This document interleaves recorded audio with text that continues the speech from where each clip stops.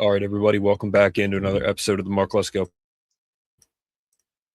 Podcast, joined by Brett Cable once again, talking Penn State football. Got some. It was a good week. Got Gibson, got Wood, got Odoh. Good week. I mean, we're up to 5 now on 247 rankings. Industry, we're at 15. Still at 15 because we don't have many 5-stars. I guess on 3 takes your top 9 prospects or top 9 signees or something like that. Aaron, welcome back in, man. Hey, lads. How's it going? Yeah, how about you? I'm good. Doing good. Nice, man. It's good to have Aaron back on. Yeah, it's been a minute. Talk some Penn State football. So we're going to talk recruiting, Drew Allar, and the wonderful coaching he got in college and how that's translated to the NFL. And 2026, going to get Aaron's thoughts on 2026 because I haven't talked to Aaron on here for a while. And, Brett, he had him on for the recruiting show a couple times, but we kind of combined the shows now, and it's going well. And, I'm definitely more into recruiting. I always followed it, but I wasn't super into it like Brett and Aaron and Joe, but definitely getting more into it now. Yeah. It's the off season, but I've always been a guy that, all right, they're on the team now. Let's see what they do, because the previous coach, you always hoped that it meant something, but it never did, honestly. So no matter, whatever they got with this staff, it does. But real quick, obviously, Podcast.com.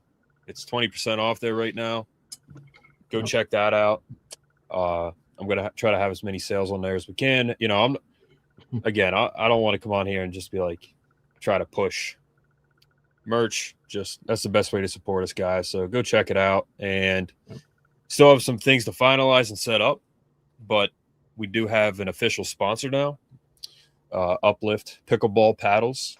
It's the, as many of you remember, Austin. He was on here before, and he's definition of an entrepreneur. He has multiple businesses, and one of these is Uplift Pickleball. He's worked his tail off. There's a lot of steps that go into making a product.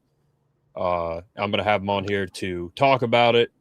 He's going to make a promo video. I'm going to link he gave me a referral code and everything. So it's going to be in the description below. So go check that out. If you are into pickleball, like tons and tons of people are. I work next to pickleball courts where I work, and there's people on there literally 24/7 when it's nice. From dusk to dawn, people are playing pickleball, and Austin made his own pickleball paddle. Austin's a real smart guy, so whatever he made, I know it's a good product. And, at some point I'll probably get into pickleball. It's a little – dude, tennis is like so hard on the body, so I feel like pickleball would be fun. I've never played it, but, I'm going to check it out. So I'm going to link the description below here, probably mid-episode, if you guys want to go check it out. But Uplift Pickleball, Podcast.com. It'll be on the website too. And we'll be on his website as a sponsor. And help us get to 2,000 subs, guys. So, Aaron, what have you been up to, man? Oh, working as usual. Yeah. Aren't we all more expensive, as they say, right? Yeah, for sure. Yeah, I've been, watching some stuff on, just keeping up with news on the prices, gas prices particularly, and they should be coming down soon. They're working. They're working on it, so they're certainly working on it. But so recruiting again, big week. I haven't talked to Aaron about this in a while either. So, I guess, well, Brett, you start with the latest. Yeah. And then we'll get Aaron's thoughts on, I think the last time Aaron was on, it was during the Masters, I think. And sounds right. Around then. I think we got Jameer Dean at that time. Would have been Jameer Dean right after that, I think. Okay. So, okay. Yeah. Yep. But again, to point this out, we're looking at Khalil Taylor. We're looking at Carter Jones. We're looking at, I forget the one kid's name, the 5-star kid, Brett. What's his name? 5-star kid. You mentioned him the other day. But who all else are we looking at right now? Tukes. Tukes, yeah, I was going to say defensive tackle, 4-star. What's his first name? Dang it, what's Zamar, I think. Tukes. Yeah, Zamar Tukes, I think is his name. I thought there was another one. Sese or something like that. All right. Abraham Sese. Yeah. Abraham Sese. Yeah, I don't think we're gonna get him, but he's in the mix. Okay. We could get him, but I thought you said that the other day. George, once again, thank you for the donation. Yep. Appreciate it, man. Thanks, George. Yep. So, go ahead, Brett. Get into the latest, and then we'll get Aaron's thoughts on what's happened since he's been on last. But yeah, like you said, man, or like we said, Jameer Dean, we've said it. Some of these guys are going to pop up or move up. Jameer Dean is now a 4-star. Yeah. With the sign of Will Wood and Odoh, that does help. But I think Jameer Dean popping up and Will Wood, that helped us move up to 5. So, yeah for sure. Cool. Yeah, it'll be nice once the other sites get on board. Like 247 bumped Jameer Dean to a 4-star. Rivals still has to catch up. Rivals is probably overall the best site overall. So, like, I think they'll catch up and give him a 4-star. He's too athletic and talented to keep him at a 3-star. It's unbelievable. Just watch his tape. Like, yeah, us guys, we're big football and recruiting guys, but I'm not going to say because I think he's a 4-star he should be, but just look at the tape. I mean, anybody with eyes should be able to know that this dude's legit. And then Will Wood, ESPN doesn't get a lot of things right, but they got his ranking right. So the fact that they gave him a 4-star, they gave him like a top 20 QB rating. The other sites have him at like 30 something. So I think ESPN, I think he's going to end up being a top 15, top 20 QB by the end of the cycle. Will Wood's just he's too smooth in the pocket and getting out of the pocket. He looks really good. So the only thing I'll say about Will Wood that I think in high school he's probably going to have to fix, which a lot of these guys have things to fix once they get to college, right, is I don't know if you watch his tape, Aaron, but like he likes to, when he gets out of the pocket, sometimes he'll throw across his body into the end zone or something. I've seen that, and you can't do that in college. Throwing across your body in college, it'll get you in trouble. It'll work sometimes, but that's something he needs to obviously work on. But other than that, like, the dude looks great. He's got a nice arm on him for his Brett, size. that's what I was gonna say. I watched Landon's breakdown, of course, because Landon is the man and he does the best. So I don't mean to interrupt you, but yeah, he throws across the body a lot, and Landon pointed that out, which is good. It's cool. You know, it's cool that he can do that. But yes, throwing across the field is not good. I've said this in the past at a practice that I was in high school when I was playing quarterback. I threw it across the field, like, I don't know, it was like 50 yards or something like that. I threw it across the field, and our coach, who was like the Joe Paterno of our local area, he said, don't ever throw it across the middle. So don't ever do that again. So it's impressive. It shows his accuracy and his skills and his strength, but he's not going to be doing that in college against Ohio State. That's for sure. So Jake Waters is going to get with him and he'll tune some things up, but just like that throw right there is perfect. Like, you can do that because he's on a run, like he's on the post route, but he'll find guys like out of nowhere, like in the end zone, and he'll be like, he'll just throw it across. And it is impressive, but that's funny because I haven't seen Landon's breakdown yet.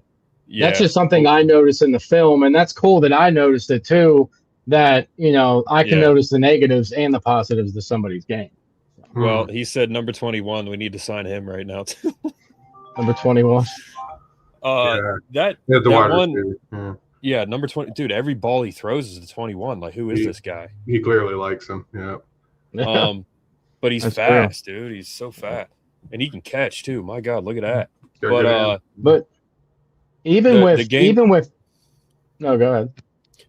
The one highlight that Landon was showing, they're playing at Gillette. They're playing at Gillette, and it must have been a state championship. But that 21 kid had like 4 touchdowns himself. That's crazy. So, we got to find out his name and get him on the squad, man. He can be. Him and Jameer Dean can go crazy with Will Wood. Once Rivals in 247 hopefully bumps him up, like he should be, because he's a top 28 QB with not great ratings from Rivals in 247, but with ESPN on board, he's still the number 3 player in Massachusetts. There's plenty of good players coming out of there. We get one every year. I mean, Luke Reynolds was from out of Massachusetts. He still has a lot of promise as an athlete.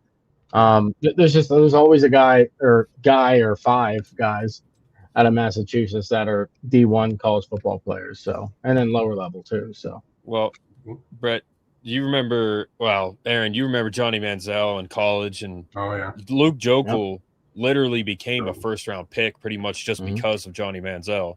Yeah. And then Mike Evans, who was already a freak, he was a first-round pick, and. Yeah.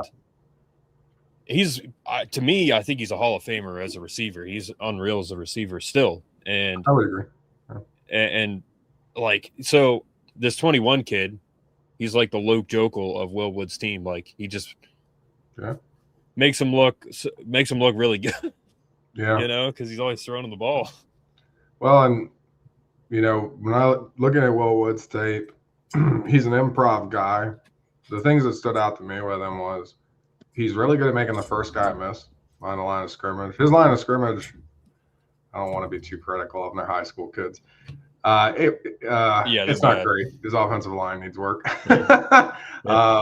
But he, the things I saw about him was he can throw guys open. That's really, really important for improv dudes.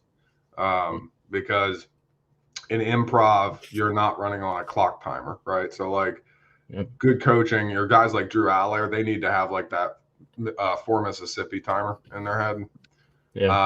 For improv guys, you don't really want that. Like if you watch, Patrick Mahomes tape or Josh Allen tape, I bet you more than half their throws are 5 seconds to 7 or greater. Like it's just they just live behind the line of scrimmage. So when you have an improv guy, you don't really want them to be cranked up, worried about a 4 Mississippi call, right? Like what you want them to do is to be able to find some space, get a good look downfield, as long as they keep their eyes downfield, which he does a good job of. And you can throw guys open. And I noticed a lot of his throws, he'll really put the ball in a great spot. Like he just leads them to it, especially outside. He's very good at leading the receivers to a back shoulder throw, which is surprising for a high schooler. You don't see that a lot in high school. And the other thing I really liked was he didn't show fear in the pocket. So when he was in there, and he knows, like, with his offensive line, he knows he's under pressure pretty much immediately. And he didn't seem at all concerned about it. He wasn't jittery or all over the place. He just stood in there and delivered really good throws, actually. I was very impressed. He has a good arm. So I was impressed with all that on him. I think, most of the stuff I saw was stuff you would work on anyway at the college level. So footwork, release point, really footwork, mainly just like when he's choosing to throw the ball, he could make an even better throw or an even more powerful throw if he wasn't because he leaves his feet, right? Like Allar was literally up in the air. Right? He would leave his feet when he shouldn't. But other than that, honestly, I was really impressed. As an improviser, he has all the best tools you want an improv guy to have. So good looking quarterback. Brett, I didn't mean to interrupt you again earlier. No, you're good, man. I was just gonna say, I don't know if Aaron heard me say when I was talking about Will Wood the other day. This might be a lazy comparison, but if you put Trace McSorley and Rocco Beck together, he kind of he has a mixture of both of them. Because of his size, athleticism, he can run. He's pretty fast. He's similar. if you Yeah, he's got combine good them. athleticism. I think too. I like that. Like he's in the same vein as a Rocco Becht.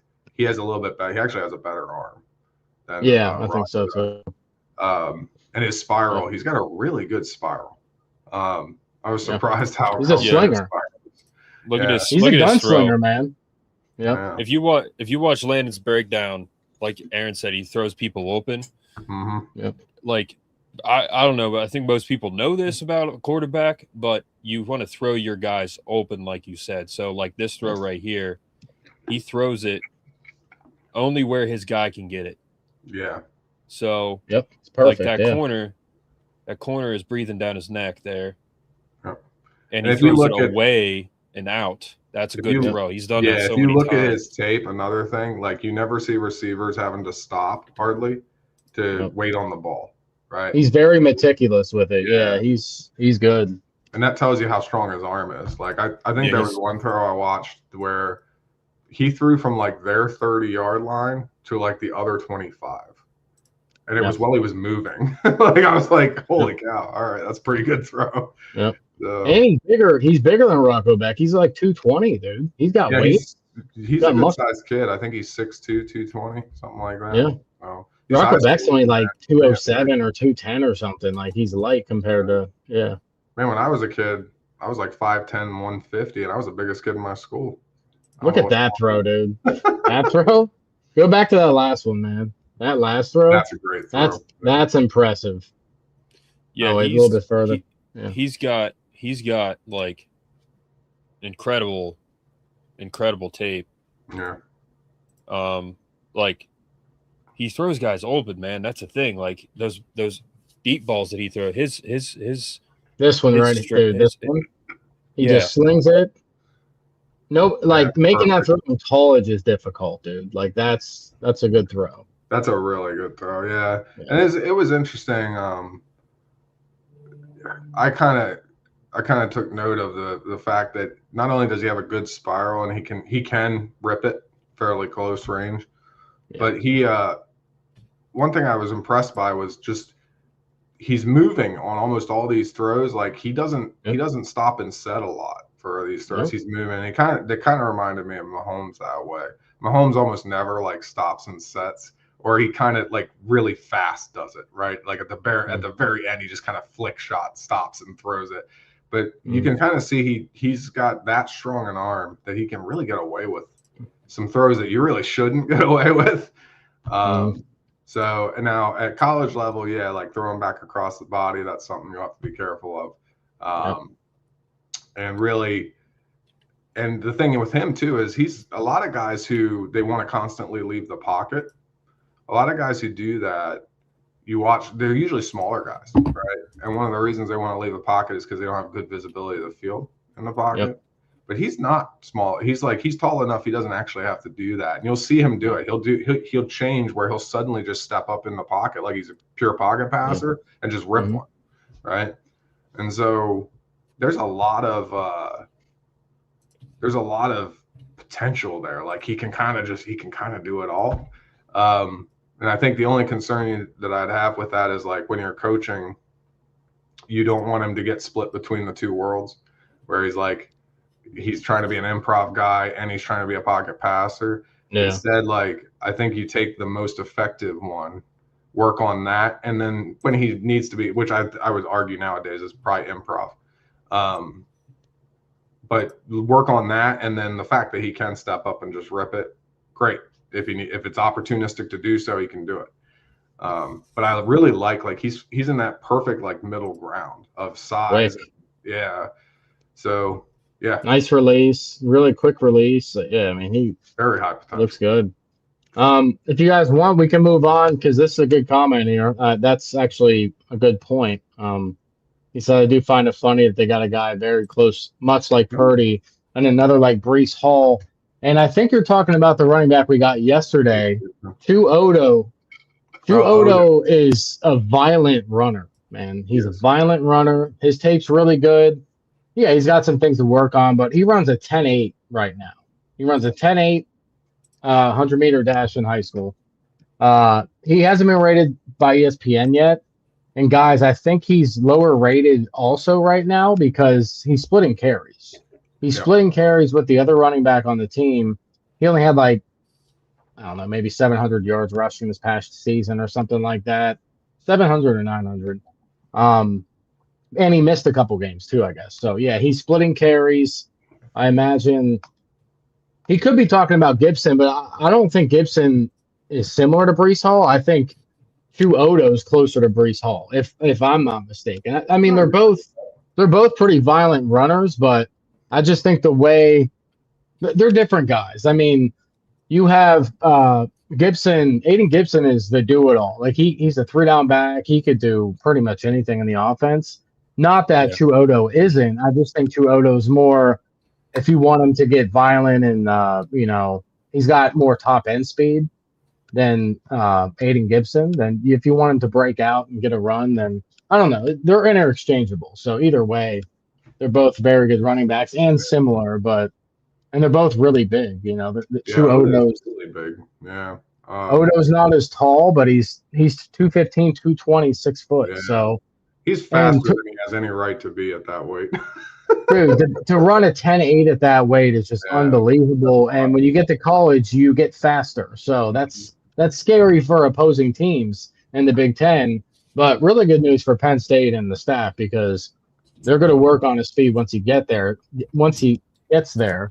Not that he needs help with it, but you always want to improve wherever you go. So I thought his tape was really good. Not as talented as Aiden Gibson, but a really good running back too for the class. What are your guys' thoughts? Yeah. Gibson's balance is insane, though. Exactly. I can't understand how he doesn't go to the ground on a lot of those hits. Now, granted, I've never been particularly balanced, but the thing with Gibson too is like that dude just embarrasses people. Some of the saddest college defensive players I've ever seen. Watching that guy just run him over and keep going. He's nuts, man. Pretty funny ones there. I felt bad for the kids, but they're both really interesting in their own way. Odoh is again like he's surprisingly fast for how big he is. Yep. He's just a load to bring down because of his size and the speed that you can hit with and how quickly you can get up to it. Mm-hmm. The thing that impressed me though with Gibson was not only can he like be way off balance and recover anyway, but he can recover and like be at full speed in like 2 steps. Like it's ridiculous how quickly he'll just like, oh, he's this close to the ground, recovers, and then he's full speed in 2 more steps. Like that's pretty wild. That's tough. If you're a defense, like if I'm a safety and I'm trying to play down on like he gets hit right at the line of scrimmage, he spins out of it, he's almost on the ground, and I'm trying to play down on that, and then he suddenly does this, and I'm how am I supposed to take an angle on that? Like I don't know what to do. Yeah, that one run he had, but then Chukwuma Odoh, to give him credit, like his juke cuts he's very quick when he gets out of that too. Like his feet work is nice, especially like left to right. Like he can really shimmy very quickly left to right. Yeah, Brett, what did you say? Breece Hall is closer to Odoh. From what I've seen, I don't know. I mean, I haven't watched Breece Hall in a while. I mean, he plays for the Jets, right? So I don't really watch the Jets. So I don't really watch him that much since college. But I just think the violence. Breece Hall could be a mixture between both of them. Really, I mean, it's hard to compare running backs sometimes because they all have their own. They all want to have their own unique thing, right? So. Like Saquon Barkley, there's nobody likes it. You know what I mean? There's nobody like him, Yeah. So it's kind of hard to find comparisons sometimes from my aspect on it. Anyways. But, just looking at his tape, that's the first time I've seen his tape. And Landon, shout out to Landon for the breakdown there. That's whose tape I'm using. I would say Odoh is definitely closer to Breece Hall. Yeah, that's what I remember Breece Hall, man. He was good. Gibson, I don't know, man. I don't really know who to compare him to, but he's kind of a mix between Bijan Robinson would be my he's kind of a mix between. I like that. He is kind of a mix between Katron and Nick in terms of what he can do. Yeah. North and south wise, he kind of looks a little bit like Journey Brown, even though Journey Brown was all north and south. Yeah. But I think that's what Kawa Chipto was saying. Purdy today and then Breece Hall today or yesterday. You know what I mean? Like they kind of did. Funny. I think that's what he was saying. So I know what they're doing. Yeah. Yeah. But yeah, Will Wood has all the skills in the world. But yeah, I mean, Odoh reminds me of James Peoples too. He's pretty shifty. And, Quentin Martin, again, like very talented. I think he could win the Heisman Trophy someday, as I've said a million times. He's one of my favorite players. My two favorite players are both 25 on Penn State, Alex Tash and Quentin Martin. So you've got Gibson, who, I mean, he's kind of like a Quentin Martin, if you will, and then Odoh's kind of like a James Peoples. So we got two good guys for sure that are both going to play, that are both going to see time eventually. And then to answer Brett's question, but Will Wood, man, he does have all the skills in the world. I'll be honest with you, I have not watched Peter Bork tape, but Brett said he's got more raw talent. But Will Wood's just he's good. You know, he's very good. So Will Wood's more athletic. Yeah, he's more athletic for sure. I mean, Bork is probably leans in the improviser set. He probably leans more traditional pocket. But and his arm is probably still better than Will Wood's. Not by a lot. It's not by. It's hardly noticeable, right? Yeah. But it's there. I think mainly where Bork's advantage is his closer throws. So his 10 to 15 yard throws. They're a little bit more lasers. Yeah. Right? That can be a mixed bag. And I've said this in the past. Like one of the problems with a laser thrower is that receivers struggle with their passes a lot. And it was interesting. There was an interview with Peyton Manning not long after he was in the NFL. I remember seeing years and years ago where he talked about he actually needed to take some touch onto his 10 to 15 yarders because he was over lasering them at Marvin Harrison and them. And it was making it harder than it needed to be because he didn't need them to be that fast, right? But that was actually another plus of Will Wood I saw. Like he has a really good sense of touch on his throws, which is again like for a high schooler, I'm pretty impressed. Touch is one of those things that usually takes a while for a guy to get really good at. So his touch on his throws seems really good. He seems to know exactly how much to put on him. He does a really good job of that. The decision making also looked above high school level to me. And he seems to read the field really well. So those are issues that, Penn State quarterbacks have had a lot of trouble with that. Where reading the field is not a strong point. So seeing a guy who, at high school level is showing a high level of ability to read the defense and throw his guys open, because that's part of throwing your guys open is anticipating where they're going to come open in the defense. And he just does such a good job of that for a high schooler. So yeah, that was I'm very excited about the potential Will Wood has. Watch the Landon breakdown. His ability to throw open deep is pretty unreal. He's got strength and accuracy.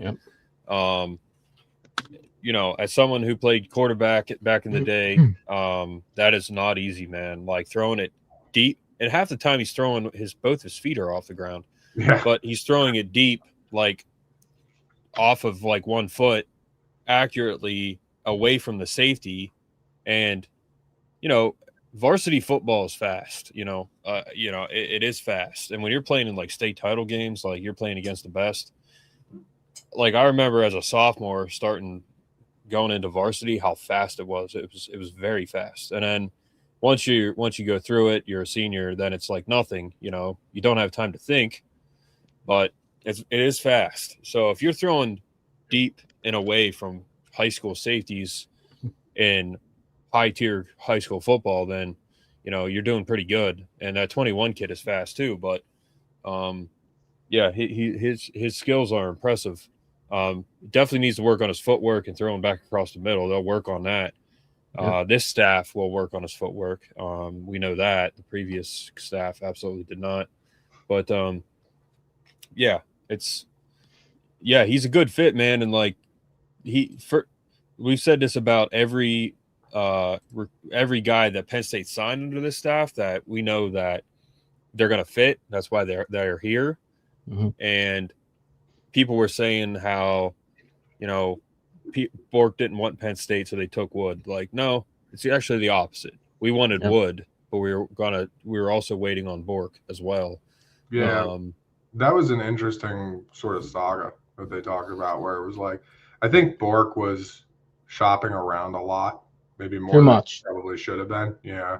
And like Penn State, looked at the opportunities and they saw who Will Wood was, and I think they just said, okay, Will seems really serious, and you always want the guy that you're recruiting to want to be on your team. And I think Will Wood was probably just more serious about Penn State, and they said, okay, this is the guy we should probably go with then. Yep. Which makes sense. But and like I said to the chat yesterday, I think it was, if Peter Bork would have just set in stone, like he liked Penn State, didn't shop around as much, he could have been in the class. He'd be committed already. Oh, sure. We would have took his commitment 1 month ago or 3 weeks ago even. Oh, for sure. The things started picking up with Will Wood like 2 weeks ago. Whenever they went and visited him, like that's when things really picked up.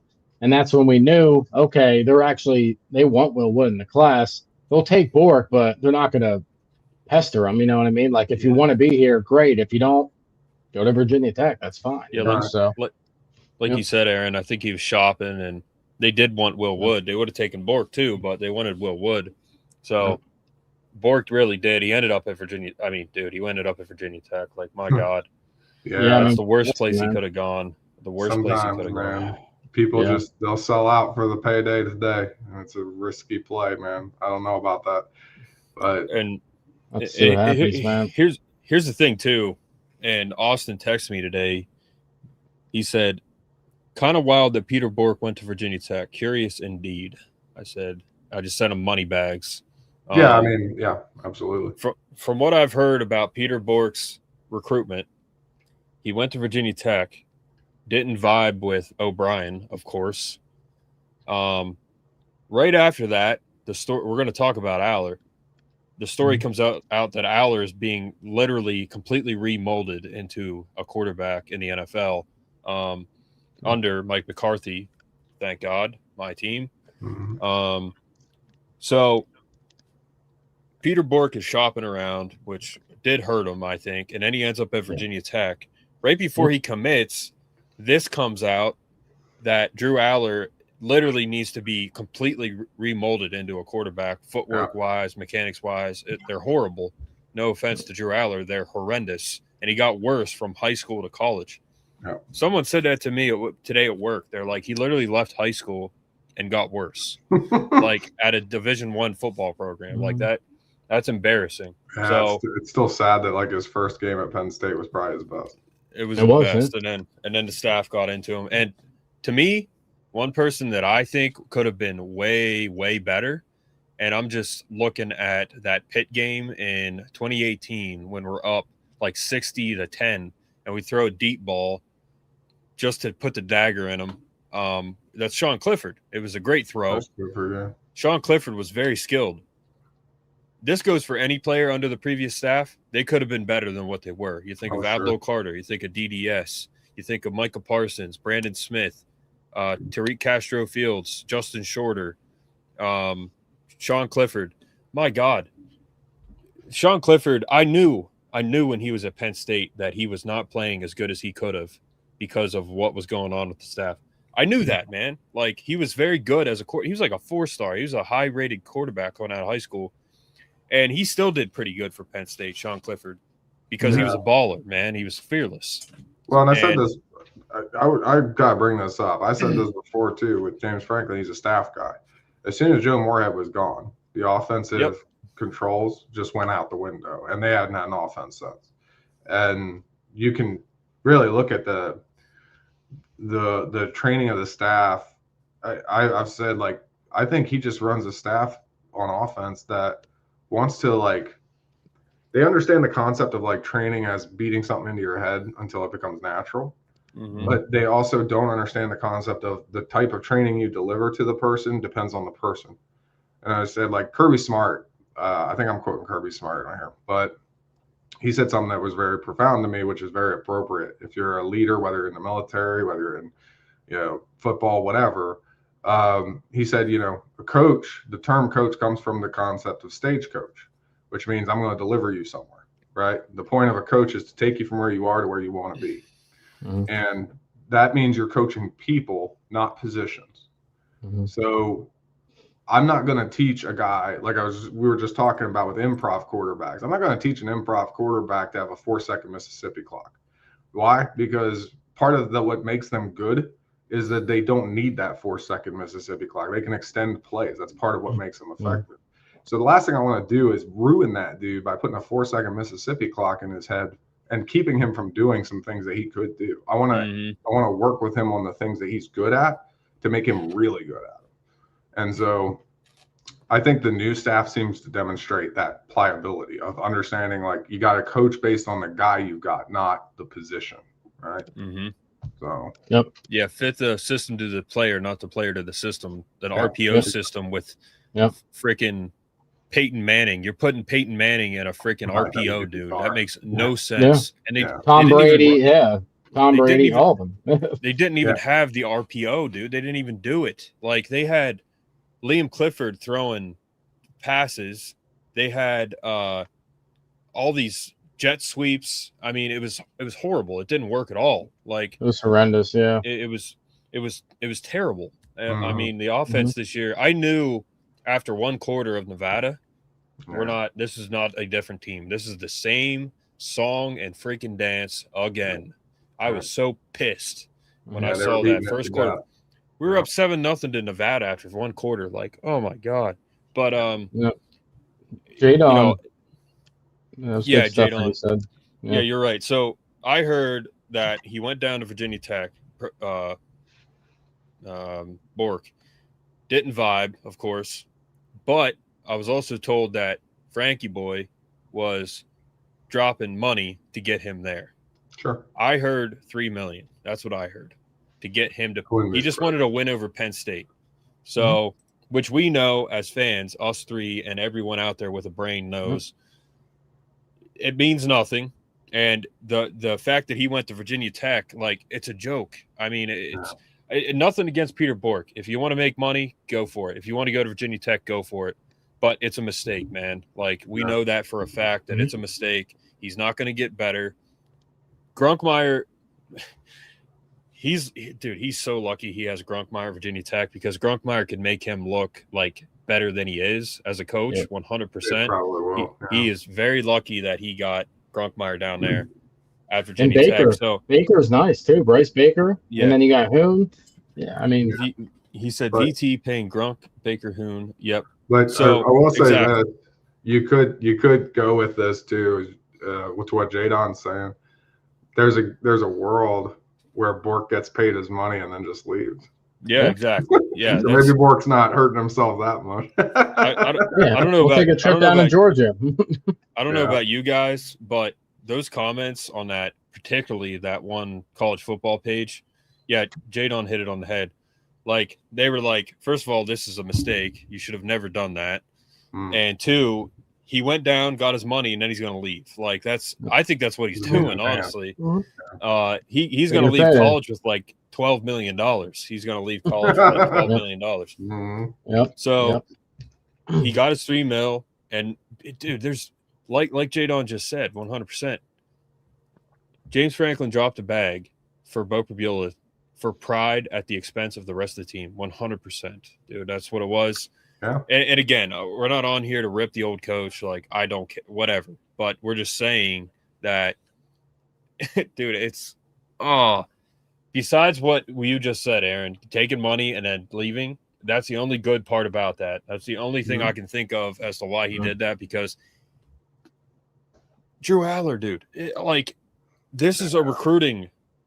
Like someone said in the comments, how's James Franklin? That's not a good recruiting pitch for James Franklin. This is what he's going to say. He's going to blame Kotelnicki. He's going to blame everyone but himself. Yeah. That's exactly what he's going to do. And then you could say, well, what about, he's going to say Trace McSorley. Okay, that was Joe Moorhead. That wasn't you, Frankie boy. It's become very obvious that there was Joe Moorhead. So Matt Campbell, guarantee you, he took no responsibility for what, because Peter Bork knows about Drew Allar in that story that just came out. Oh, sure. He knows about that. Yeah. He did not take any accountability for that at all. No. And I think he just got a bag. And it for him, like J. Don just said, it was just a recruiting win. That's all it was for him. That's it.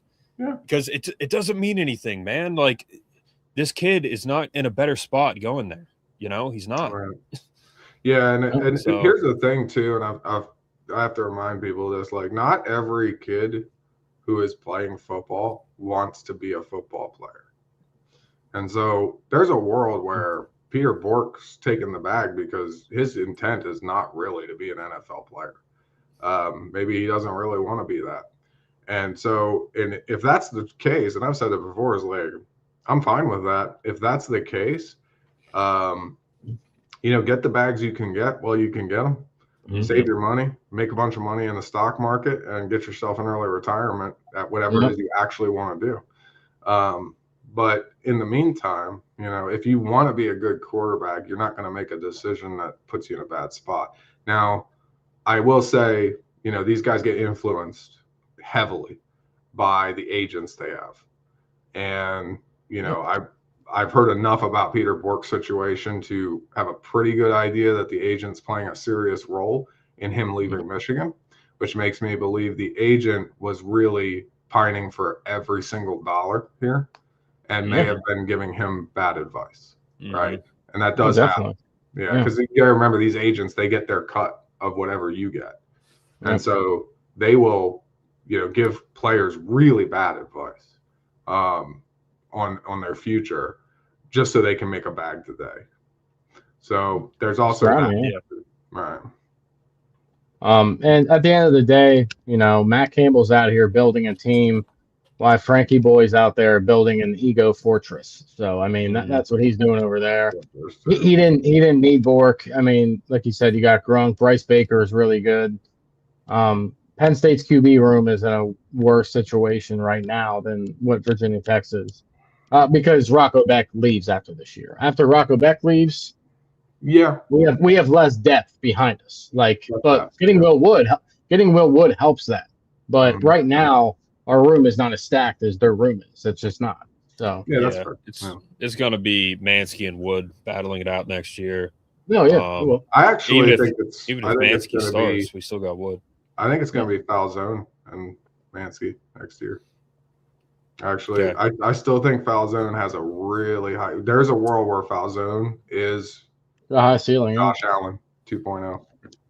There's a world where that happens. Yeah, put some weight on. He's got to eat some steaks and go down into it. Yeah. Yep. But there's a world where he turns into a Josh Allen like player. So got the frame. I mean, he's 6'5", dude. He's a big dude. Same height as Drew. Just has to put the weight on. Yeah, and he's the kind of quarterback that they're used to working with too, and so give him some time. He can run. He's fast. He can run. He's a dual threat. He's a legit dual threat. Yeah, so if he takes it serious and really attacks it, watch out. I do think though, like when Frankie Boy was at Penn State, I heard stories about guys doing stuff, getting in trouble, this and that. But, look at Georgia, for example. These guys are buying fast cars. This new kid they just signed has already gotten arrested. Like Jeremiah Smith, Ryan Williams, those guys are dropping bags on cars and jewelry and all kinds of stuff. One thing I think Frankie Boy will be good with Bork is, okay, man, you have this money, but don't go out and buy a fast car. Don't go get in a wreck or get a speeding ticket or something like Georgia's doing. Be smart with your money. Invest it. These guys, I think clearly they're still lacking in the financial literacy / education. These colleges need to provide financial literacy, financial guidance for these kids that are making all this money. Clearly that's not happening at Georgia. It's not happening at Ohio State. So I think Frankie Boy will be good with that, with a Bork, for example, who's making $3 million. That be smart with it, because you never really heard of much stuff coming out of Penn State when Frankie Boy was there. And someone said the other day, that maybe you just didn't hear about it, but down at Georgia, you hear about it all the time. Them getting arrested. I mean, it just happened again. So it's crazy, but maybe he'll be somewhat of a better role model for him in that sense. I don't know, but we'll see. Yeah, you're not going to see that. You're not going to see that type of stuff at Penn State under this staff. That's for sure. The problem is when Bork goes in the portal, Georgia's going to send him a car. They're just going to buy him a car, and then he's going to drive down, and it's going to be rough. So he'll drive right past the Athens City police station and going like 100 miles an hour, and then Kirby Smart will be like, "All right, he's here." He's just another day. Dude, wouldn't it be You're funny home, son. like welcome? Keemon spells out there with like a checkered flag, like you're here. But wouldn't it be funny, like you said the other day, Brett, if Kirby Smart just drives like a 2008 Honda Accord to work, and then he's got like Lamborghinis outside all over the place? I wouldn't be surprised. Those aren't mine. Those are my players. Yeah. Athens City Police, they got like upgraded cars because they're getting so much money from these boosters down at Georgia. Play the hold on. Where is it? Yeah, what an idiot. I mean, just stupid. Doesn't get old. Yeah. Every time someone gets, so he said that about a guy dancing after a loss, but you don't hear a peep from him about all these guys getting arrested, so don't hear a peep. That's one of those you got to lay low. Yeah, I guess so. And that actually makes sense, Jadon, because Abdul's obviously an issue with the Giants right now. It's sad to see, but Abdul is messing up down there, man. I feel bad, but because you want him to succeed, but he's just messing around, man. Like, I don't know. He looks skinny too. Did you see a picture of him? Yeah. He looks like he's like playing wide receiver or something, dude. Yeah. What are you doing? Yeah, I don't know, dude. Yeah, Case Evans is another one. You're right. Yeah, we forgot. Nice. I completely forgot about Case Evans. I think we all did. He's talented. Lexington, Texas. We got Peyton. We got Case. We got Mansky. We got Wood. And we got Connor Berry. I mean, Connor Berry, the lefty. Yeah. First legit lefty we've had since Zach Mills, probably. Yeah, Zach Mills. All right. We can move to 2026. We already talked about Allar, right? Penn State is a very good in a very good situation, and we get adds to the viewing audience for Penn State fans watching Virginia Tech. We will be watching them, and it's going to be hilarious to see how Peter Bork is. Georgia's recruiting from other colleges. They just do it down the road. So they're like, all right, Peter Bork's coming here in 27. Keemon Spell probably stay. Probably. So I was going to say Zamar too, because I was just going to bring him up real quick because we touched on him, but how he's from Rochester, New York. He's expected to hopefully land with the Nittany Lions here soon. So something to look out for. 6'3.5", 260, so pretty good size right now. Rivals has him as a 91. They have him as a top 200 player. 247 has him a little bit lower at an 89. Top 50 defensive lineman. Rivals is top 20. ESPN has not ranked him yet, so he's technically an overall 3-star. But Rivals showing him as a 4-star means something because Rivals is probably the most respected overall, out of all of them. It's Rivals, 247, then ESPN overall. Yeah. Yeah, Rivals is very worried about accuracy, and 247 is faster. So 247 will often, they might miss more, but they will also have the rating adjusted sooner than 3 does. Yep. So it can be a little bit of a mixed bag. Also, I think 247's approach to recruiting class rankings is a little bit better than On3's. Yeah, it is. Just because they value On3 doesn't really value the collective. They don't. Yeah, they don't value numbers. They don't value collective. It's a mixed bag whether that's right or wrong. But I go by 247. Yeah. You tend to go 247. I tend to agree with their takes. They tend to be, if you look at the success over the years of teams based on recruiting classes, 247 actually tends to do a little better than on 3. In terms of like, if you look at the average, wins and success of teams over time, but on 3 will predict your national champion a little better. Yeah. That's what tends to happen. But historically they're better. Like Drew Allar was like number 2 quarterback or number 1 in his class because Quinn Ewers reclassified, and then they had Allar on ESPN was like 300. So ESPN is absolute trash. But industry is all 3. It's ESPN on 3 and 247. Yeah. But ESPN is horrendous when it comes to recruiting. They have like 2 people that run their recruiting database, and one studied geology and the other was hired off the street. So they know nothing about recruiting at all. And their numbers don't make sense. Like a 4-star could be like an 80 overall. It's like that doesn't make any sense. Yeah, their numbers don't make sense at all. Yeah, they don't have a doctrine really. It's very weird. But I mean, to answer Jadon's question quick, I don't know what's going on with Case Alexander. I still think he's going to commit to Penn State. He's still predicted here. Maybe he wants to do it on his official visit in June. It's probably in June, so next month. I would expect him to land with the Nittany Lions. He's a 4-star. He would be our second linebacker for the class. So yeah. Yep. Also, Tooley. I'm still excited about Tooley. Totally. Tukes. I'm sorry, not Tooley. Tukes. Oh, Tukes. Yeah. Yeah, Tukes is a guy I'm really looking. I really like him a lot. He's still on the board. Yep. But I think he won't be for very long. Could be soon. Tukes. Yeah, I think it'll be very soon. We'll get a decision. Yep, and then Carter Jones obviously should be soon too. You would think so. I think so. Right. Carter Jones, obviously. I sometimes forget he's still on the board because after his girlfriend started coming to Penn State, I'm just like, well, I'll see you soon, bud. Yeah.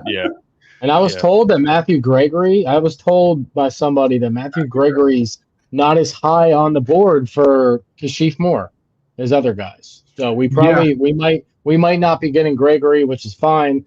They had Jameer Dean above him actually. So we got a guy on their board who was higher than Gregory. Maybe not by the ratings, but by what they think and what they want. Yeah, I agree. And also Khalil Taylor, of course. Would be great. He's still number 1 on the board, Khalil Taylor. Yeah. So those will all be guys. Another guy I was kind of interested in was possibly because, again, running back would be nice to get some more. Segara is still on our list. Yeah, I don't know if they're going to get a third one, though. I just don't see it. They might. It'd be tough, yeah. It'd be tough. But, there's still hope there. I know we have a lot of offers still out for running backs. Yeah. Gary Walker's probably going to Clemson from what it's looking like, I think. Yeah, Gary Walker. Yeah, I did get the impression he was headed for Clemson. There's still some talk about Colt Lumpras. Like, even though he's committed to Alabama, he may not end up signing there, which there hasn't been a whole lot on that lately. But Jimmy Callis, we're still. I've heard stories that maybe not everything's normal there either. Even though he's pretty much going to Ohio State based on everything I saw, but apparently there may be more to that. So we'll have to see. And then Sean Curry, is it Sean Curry or what's his first name? The tight end. We're probably going to get him if I had to guess. Kyler Kuhn in the interior would be that's another that would be a big land, Kyler Kuhn. Yeah. Yep. So, which I believe he's out of Missouri. I think he's from Kansas City, Missouri. That sounds about right. I was just out that way not long ago. Okay. But the only ones that I've the only guys we've missed on that I had any concern, like I was like, that's unfortunate, was probably like Will Slagel. That was disappointing. He fell on their board, apparently. That's what I heard too. He fell on their board. Yeah. Yeah. Sese would be huge. It'd be huge. And I know we're still pretty hot on Sesse's board as well. It's us and Notre Dame. That's what it's coming down to. There's no other schools that are going to get them. Yep. Yeah, and we know, like VT, like if you go to Notre Dame, it's still Notre Dame, so you can go there. Whether you're from Pennsylvania or wherever, no matter what you are, what star, you're still Notre Dame. They're still Notre Dame. Yeah. They play high school teams.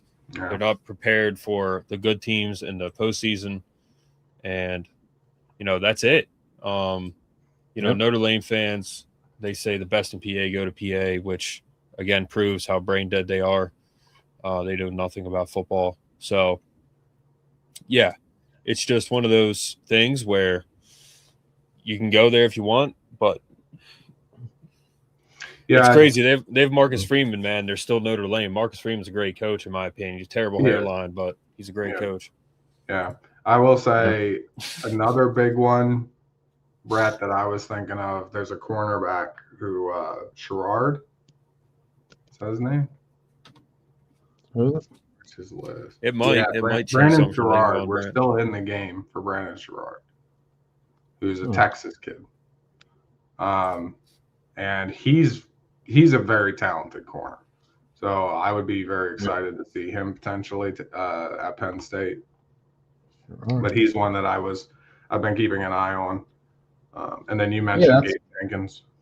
Yeah, Sherrard's not somebody I've looked into much, actually. We are hot. We're one of the hot teams on his board. Okay.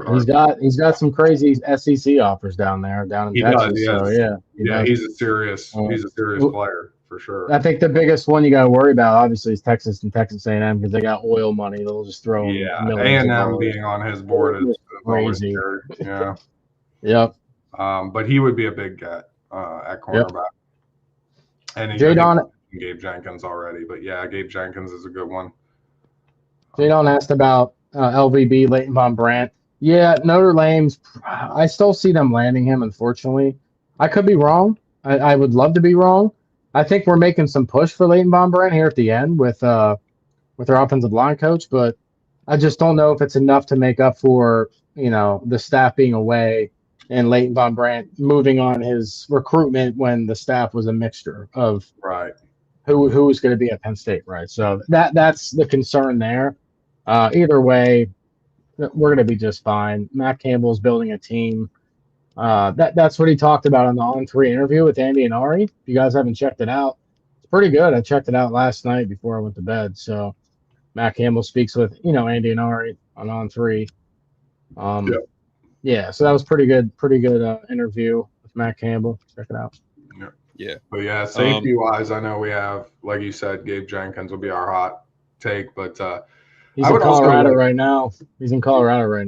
Yeah. And I know Rico Jackson from Gaithersburg, Maryland is another player to keep an eye on. Yeah. So he's another safety that we're looking at. Definitely, if you haven't looked at him, he's pretty good. I haven't seen a ton of his tape, just a little bit. But so far, I have friends in Gaithersburg, and they really like him. Anita Paiva is another one on the defensive line. I don't feel super great about him coming to Penn State, but they still have a on board. So. Which one? Anita Paiva. Oh, yeah. We got a prediction for him like 2 months ago or something, and it hasn't moved. So he's probably going to stay in the West Coast. Yeah. An under the radar guy, actually, I forgot that an under the radar guy that Joe told us about a while ago, I forgot about. He's got really good offers, but nobody's really ranked him yet.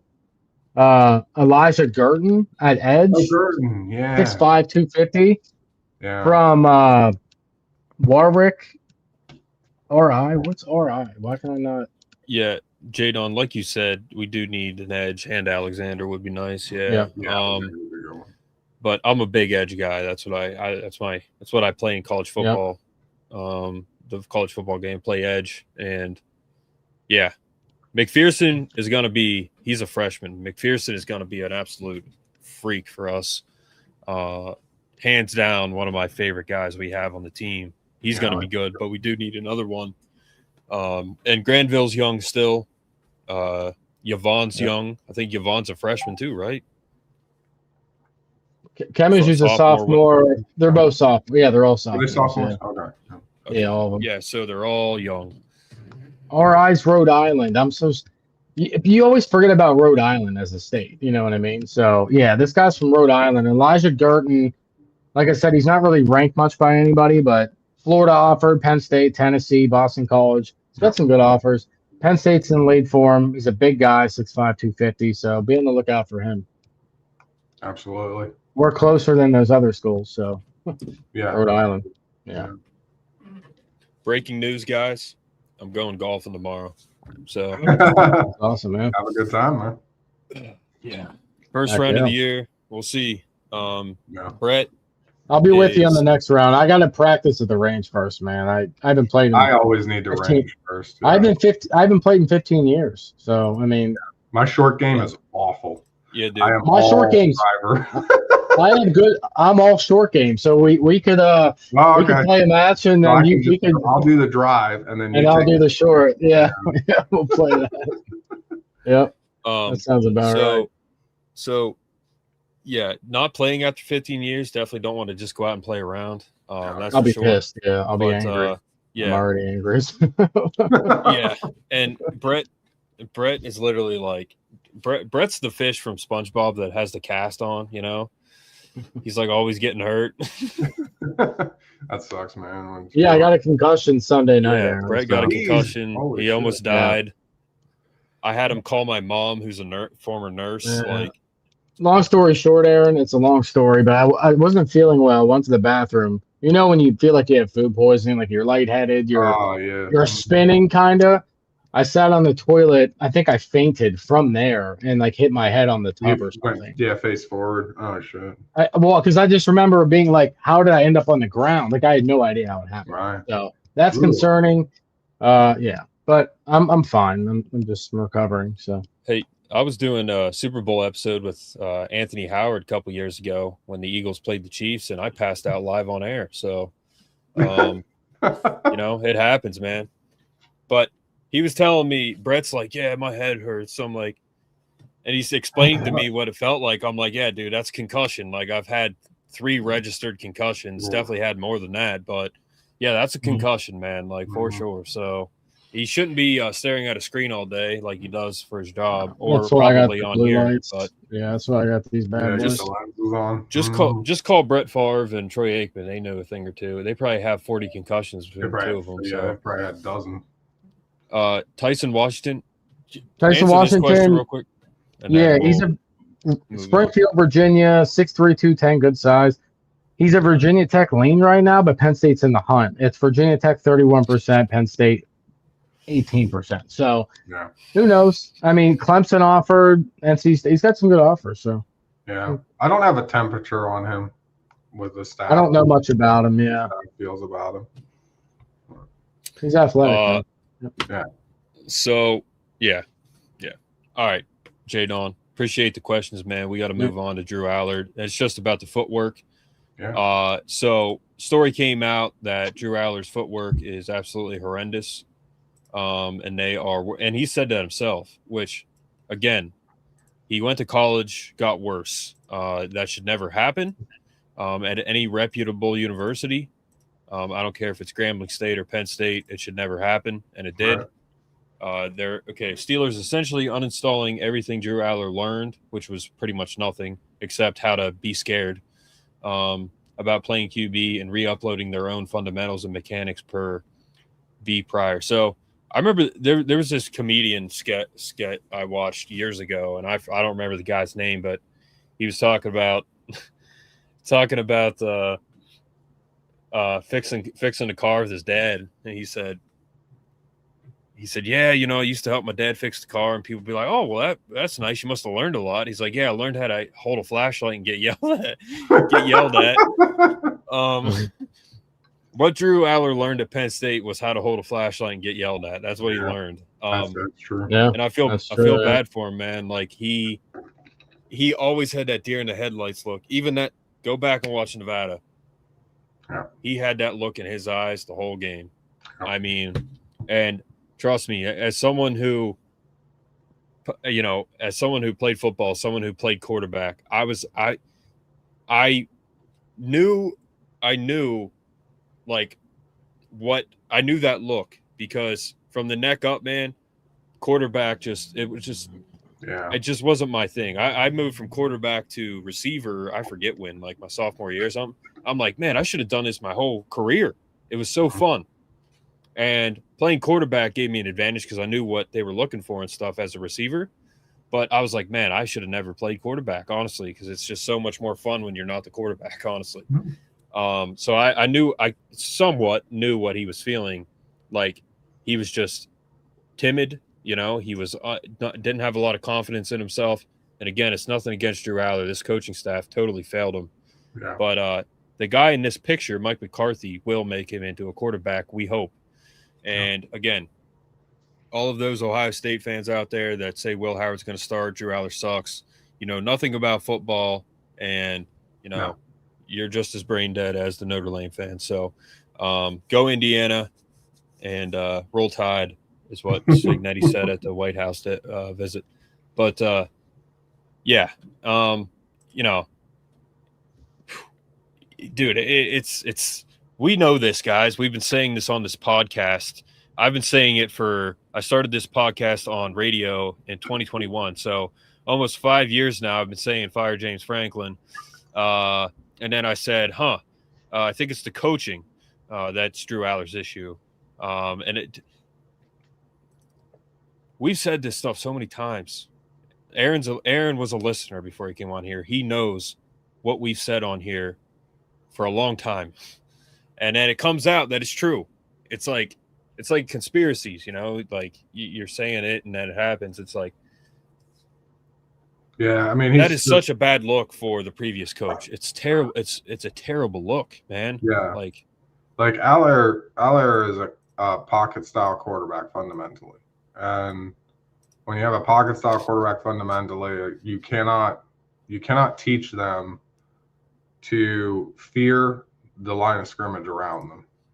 And they can't be afraid to throw the football. That's the worst thing. And a pocket style quarterback, their life is that they're a gunslinger. They need to be able to rip the ball. And the idea that they're so afraid to make a turnover that they won't throw the ball. And that's what he was. Like, he would hold the ball as if he was an improv guy when he wasn't an improv guy. Right. And so it was just, it was very frustrating to watch, because it looked to me like, and I know they talked about his footwork, and his footwork was a problem, but to me it was like, he's fundamentally scared to throw the football first. Like, he needs to stop being afraid to throw. He should be out there ripping it like he's Aaron Rodgers. That's what he should be doing.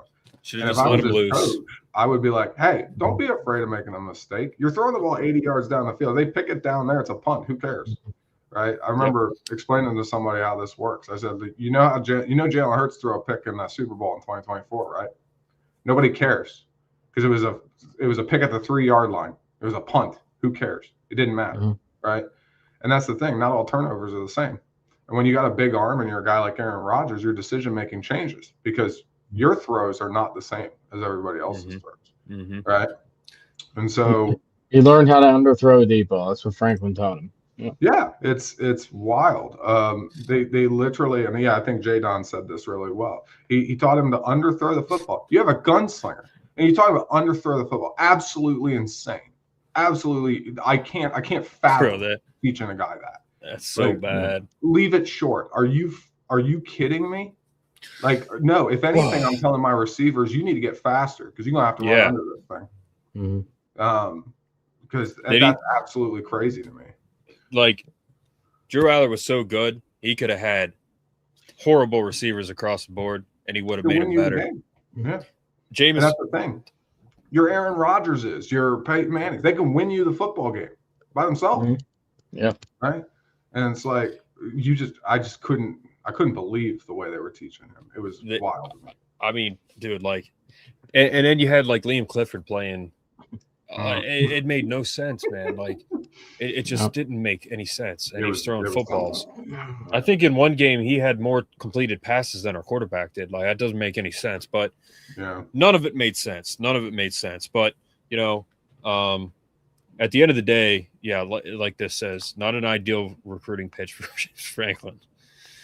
I don't know how they got that over the edge with Bork, man. Like, I don't know how. I guess, like I said, the money, but still, like, it's a bad look. I don't know how they got that over the edge. They must have. They gave him something else too. Maybe a house. I have no idea. The other thing is, like, I have a feeling Bork's agent did not do him well. Like, no, he did him dirty. He just wanted money, bro. Like that's it, you know. And yeah, the agent. Yeah. That one clip of Drew Allar doing that footwork, that drill. I didn't want to say it when I first saw it. I was like, oh my god, that's so bad. It was so bad. Like, he was so slow, man. Well, he's coming off ankle surgery, so he's still not right from that. That's true. Yeah, but I think, you know, if the Steelers are seriously resetting, he has, like, his potential is crazy, and that's why I said, like, people are like, oh, Will Howard's better. I was like, well, Will Howard's been in the NFL for a year, so he probably is more ready at the moment. But in terms of your ceiling, Drew Allar's ceiling is Peyton Manning. Yeah. So you're going to try to get him there. You have to, right? Like, that's crazy. Will Howard had better receivers at Ohio State than he has right now. That's the thing too.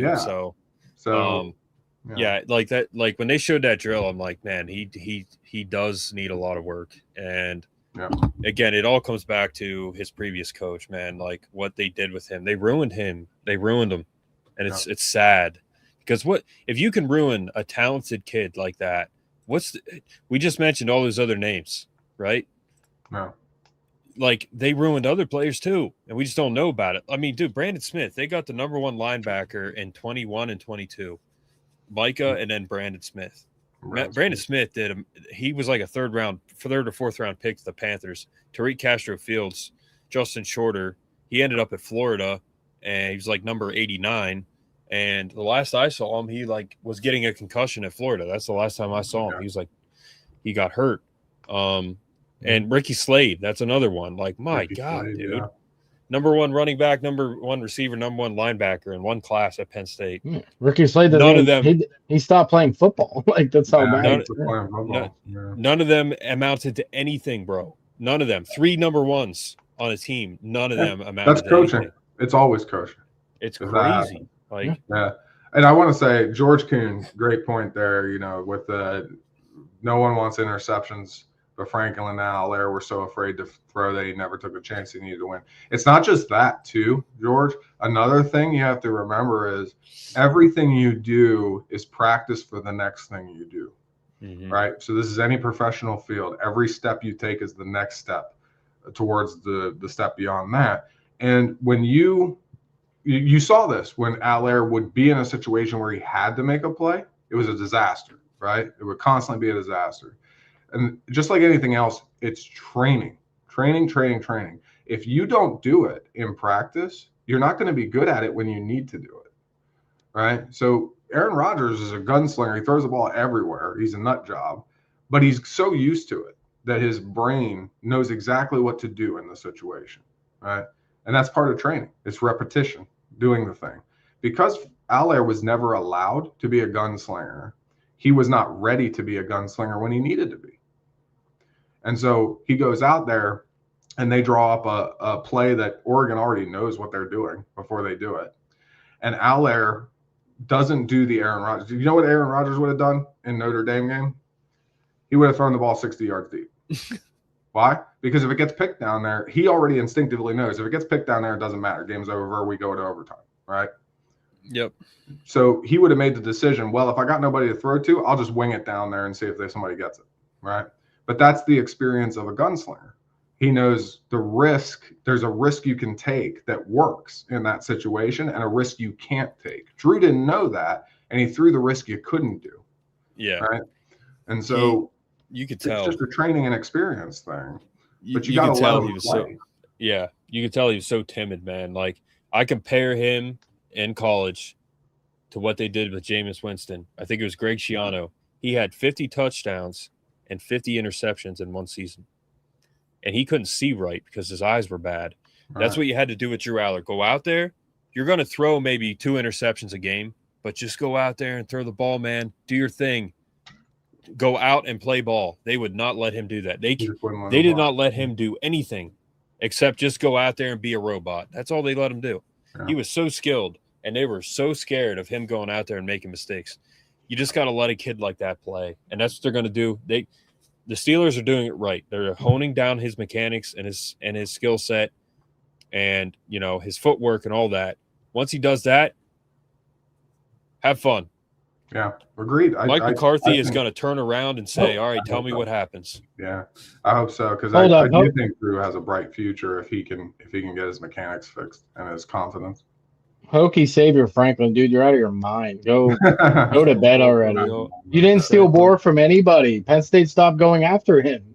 Yeah. Did you not? You should go check out the beginning of the episode because Penn State clearly go talk to Brian Dawn. Brian Dawn hooked you guys on the chat saying Penn State stopped going after Borg. That's not the same thing. Bro, all I have to read is Franklin made Allar a 3rd-round pick. What pick was Brock Purdy? Dude, you just literally, my God, that's all I need to read. Like, that's hilarious. Brock Purdy's been a starting quarterback in the NFL for years now. Here's the thing, man. Wow. I'm going to say this. I feel bad for Virginia Tech because y'all got our 100%. Cancer. We had a cancer. Y'all got it from us. I'm sorry. Yeah. You guys are. You're going to find out. You're going to find out. It's already happening, by the way. If you look, something's not right at Virginia Tech because their president's 100%. Been fired. Yep. Their AD's been fired. Something weird's going on over there, right? It's pretty obvious something's off. So, and this AD, by the way, you go, well, the AD got fired because you didn't do a good job prior to Franklin showing up. Yeah, well, that AD supposedly made the best hire of last year. So how's he get fired? Yeah, dude. That doesn't make any sense, right? So something's not right over there already. And it didn't take long, right? Now, I was pointing out to somebody, my dad and I were talking about this. We were like, so what do you think actually happened? Do you think that Franklin got him fired? Or, which would mean that your coach now runs your school. That's pretty scary. Yeah. Or do you think that they hate Franklin so much on the board that they fired both of those guys for hiring him in the first place? Mm-hmm. Yeah, it's one of two, man. And we didn't ask you what your profile picture was because we didn't give a shit. So we didn't ask that. No, that's I'm sorry. That's the most. That's ridiculous. Look at that. But yeah. What is this? Step Brothers, the sequel? What's the word? That's the most underwhelming profile picture of all time. Hey, they made it black and white too. So just for your profile pic here, Hokey, whatever. Drew Allar. There you go. Read that real quick. Read that if you can read that real quick, and then that's all we need to show you. Yeah, I really hope seriously talking about Drew, I really hope. Because I do think Drew's a good dude. Oh, and he's got really everything. Hope the Steelers turn him around. I'm not a Steelers fan, but I really hope they turn him around because I do think he has a really high ceiling. And if they can get him going, it might take a couple of years, but if they can get him going, he can absolutely be an elite NFL quarterback. I really think he can. And 100%. And real quick, Franklin made Allar a 3rd-round pick. Yes, he should have been the first overall pick. He so should you just literally should have been the first overall. Yeah, especially in the draft, he absolutely should have been the first pick. Yeah. That's what I was hoping for this year in the Pittsburgh draft, that the Steelers would suck or they would trade up and draft Allar number 1 because we should have won a national title last year. You know what I mean? I thought that's what would happen. It would have been Pennsylvania football heaven. Yeah. No hate to y'all. It's cool that our programs are competing head-to-head for players there. Absolutely not. You guys playing the ACC. We're on the same tier of program once again, thanks to Franklin. You are not even close. You play in the ACC. That's enough, I have to say. Yeah, I was going to say, Brock Purdy is a far better quarterback. Dude, you just made our point, honestly. But thank you for making our point. Brock Purdy makes $53 million a year. Is better than any quarterback we've managed to put in the NFL under James Franklin.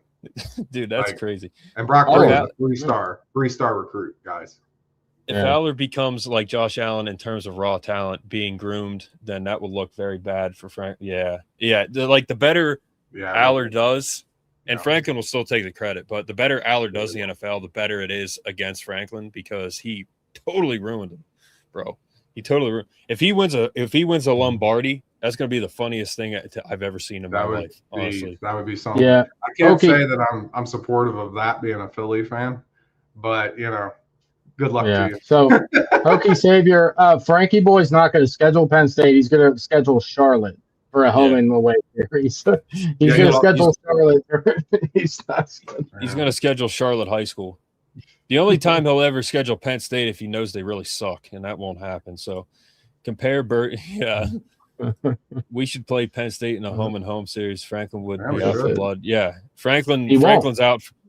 Franklin already got blood. He got his president and AD fired. So Franklin already said he can't watch Penn State football anymore. He said he can't watch them on TV. So how's he going to coach a game against us? He can't watch it. He can't. It hurts. But when he was, I don't want to get off on a tangent because it's endless. No. But when he was sitting down with Brenneman, he said, "Yeah, you know that weight room you were going through? Yeah, we built that whole thing." It's like, dude, you said you didn't watch Penn State, but you're watching Adam Brenneman walk through our weight room. Like, what do you? Are you not busy enough to watch us someone walk through your weight room? I mean, like, he just says irrational shit all the time. Like, yeah. Hey, I'm coaching for free right now. Yeah. Oh, is that what you're doing? Is that what you're doing, James? So who's paying that $6.5 million to you, and then the $1.5?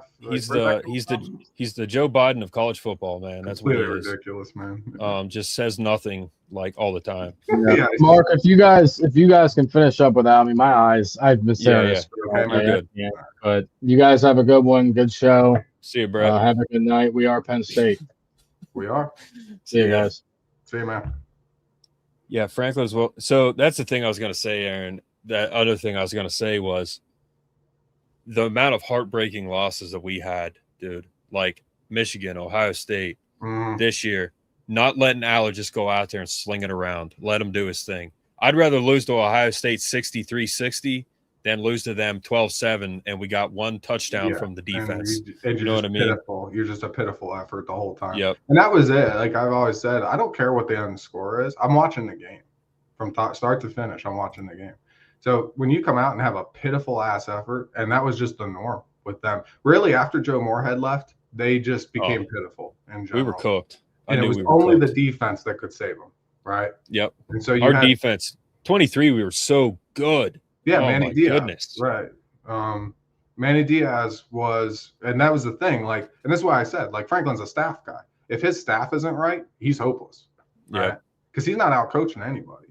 Like, and that's why I said, like, the funny thing about the ACC is he's in a conference now where he has more coach problems to deal with than he does in the Big Ten, because the bottom of the Big Ten is not super well coached, if we're being honest. It's fine. Like, it's not great. But if you look at the ACC, you have guys like Brett over in Georgia Tech. You have Jeff Brome. You have Fran Brown. They're all better at coaching than him by a lot, right? So, like, and if he doesn't have a substantial advantage in talent, he's going to get mauled in the ACC. Ironically, because the ACC, we kind of call it tank conference, right? Like, it's not a particularly strong conference right now. But real talk, like, the coaches level in general, there's better coaching in general in the ACC. Yeah. Even Pat Narduzzi at Pitt. Like, do you think Pat Narduzzi loses a coaching battle with James Franklin? No way. Dude, he just went from the Big Ten playing against two of the best teams in college football to now it's a completely even playing field, and he's coaching against multiple great coaches now. He's cooked. You guys are cooked. Yeah, because you think about, like, he would lose games to the Minnesotas and Indianas once in a while if they were well coached and well placed and they had a halfway decent roster. Now he's on a team whose roster is more level with the rest of its conference. Yep. But the conference coaches are better in general. They're cooked, man. They are. So, yes. I think he's in big trouble trying to coach there. First of all, Virginia Tech was terrible last year. Alex Mudavelis gave him 3 wins for next season. Yeah. We'll see. I'm not going to be like, yeah, they're going 3-9. I don't know. Like, the bar is low, which is good for Franklin. Very low. That's very good for Franklin, because he needs the bar to be low there, because if he walks in and the roster's a disaster and he's got to coach against those guys, he's in big trouble. Dude, here's the thing, right? Georgia Tech is going to be Virginia Tech's daddy for the next 10 years. Okay. Yeah. I'm telling you, you guys aren't beating Miami. You might beat Pitt. No way. Yeah. You might beat Georgia Tech. You're not beating Clemson. those are 4 teams right there that you're well, not. Even Dave Doeren at North Carolina State. I don't know that you beat him. You probably beat Bill Belichick. Maybe. I hope so. Maybe. Faster. But Maybe. like, even I mean, Belichick's going to outcoach him. Like, well, Belichick's a better coach for sure, but it's not like North Carolina. Belichick doesn't know how to run a college football program. That's the problem. Right? Georgia Tech has a real coach. Miami has a real coach. Clemson has a real coach. Pitt has a pretty good coach. And even Clemson, like you look at Dabo. Dabo has kind of the same issues that Franklin does in some ways, and that he's like a traditional program builder, and it's not working anymore, right? But I still think they're still going to beat Virginia Tech unless I would think so. They're still a better team. Now the problem Dabo has had is like he can't get any. I don't know why they've had a horrible problem getting unification in the locker room. They need to fix that. But if he fixes it, they'll be competitive again. There's something going on. I mean, he still had multiple picks in the draft this year. You know, they had a pretty good team. Oh yeah, the team that Penn State beat, like we just straight up beat Clemson in that bowl game. But they had a lot of guys out, and it helped that we had like DDS, for example, in. But that's still Clemson, man. You know what I mean? Like, it's not the Clemson that played Alabama in the previous years by any means, but it's still Clemson. Dabo Sweeney. Terry Smith is coaching against Dabo Sweeney. Yeah. It's Dabo Sweeney, man. The guy is one of the best coaches in college football still. He is. Like he's a Hall of Famer. And an interim beat Dabo, you know what I mean? Yeah. So I do think the game has slipped on Dabo a bit. And I don't know if it's just Dabo, I think like it feels to me like he's struggling to keep up with the changes that the game's having. Mm-hmm. And obviously, you know, people talk about NIL. I don't think it's even just NIL. I think there's more to it than that. I think it's like the game as a whole is changing. It's becoming more like the NFL. And even I said this, like there's a reason Nick Saban quit when he did. Yep. Nick Saban did not fare well in the NFL. And you look at the game that keeps moving towards the NFL, and it makes sense. Like Saban saw the writing on the wall, and he was like, I'm not going to gain anything by hanging around at this point. No. And I wonder if Dabo's maybe having that problem himself. He might be. I don't know. He loves to coach. That's why he's still coaching. I love him. Yeah, he's a great dude. All right. But I hope they do have success. I hope he figures it out and they turn it around. I do too. I mean, I have a lot of respect for Dabo, man. Like for one thing, he's a religious guy. He's very religious, and he's very devout to his faith, and he is open about that. You know, he's public about that. He talks about it. All right, I just want to go through these, and then we'll get into 26, Aaron. I think time-wise, you're good. Yeah, I'm fine. So we'll talk about 2026 with Aaron here, but all right, let's see. Brock Purdy went to a super team. I mean, I don't know, dude. Like, true. Yeah, that's true. But he was still the last pick in the draft, man. And clearly he was coached well in college. So, yeah. Also, he's the coach over there in San Francisco is very good with quarterbacks. I'll say that.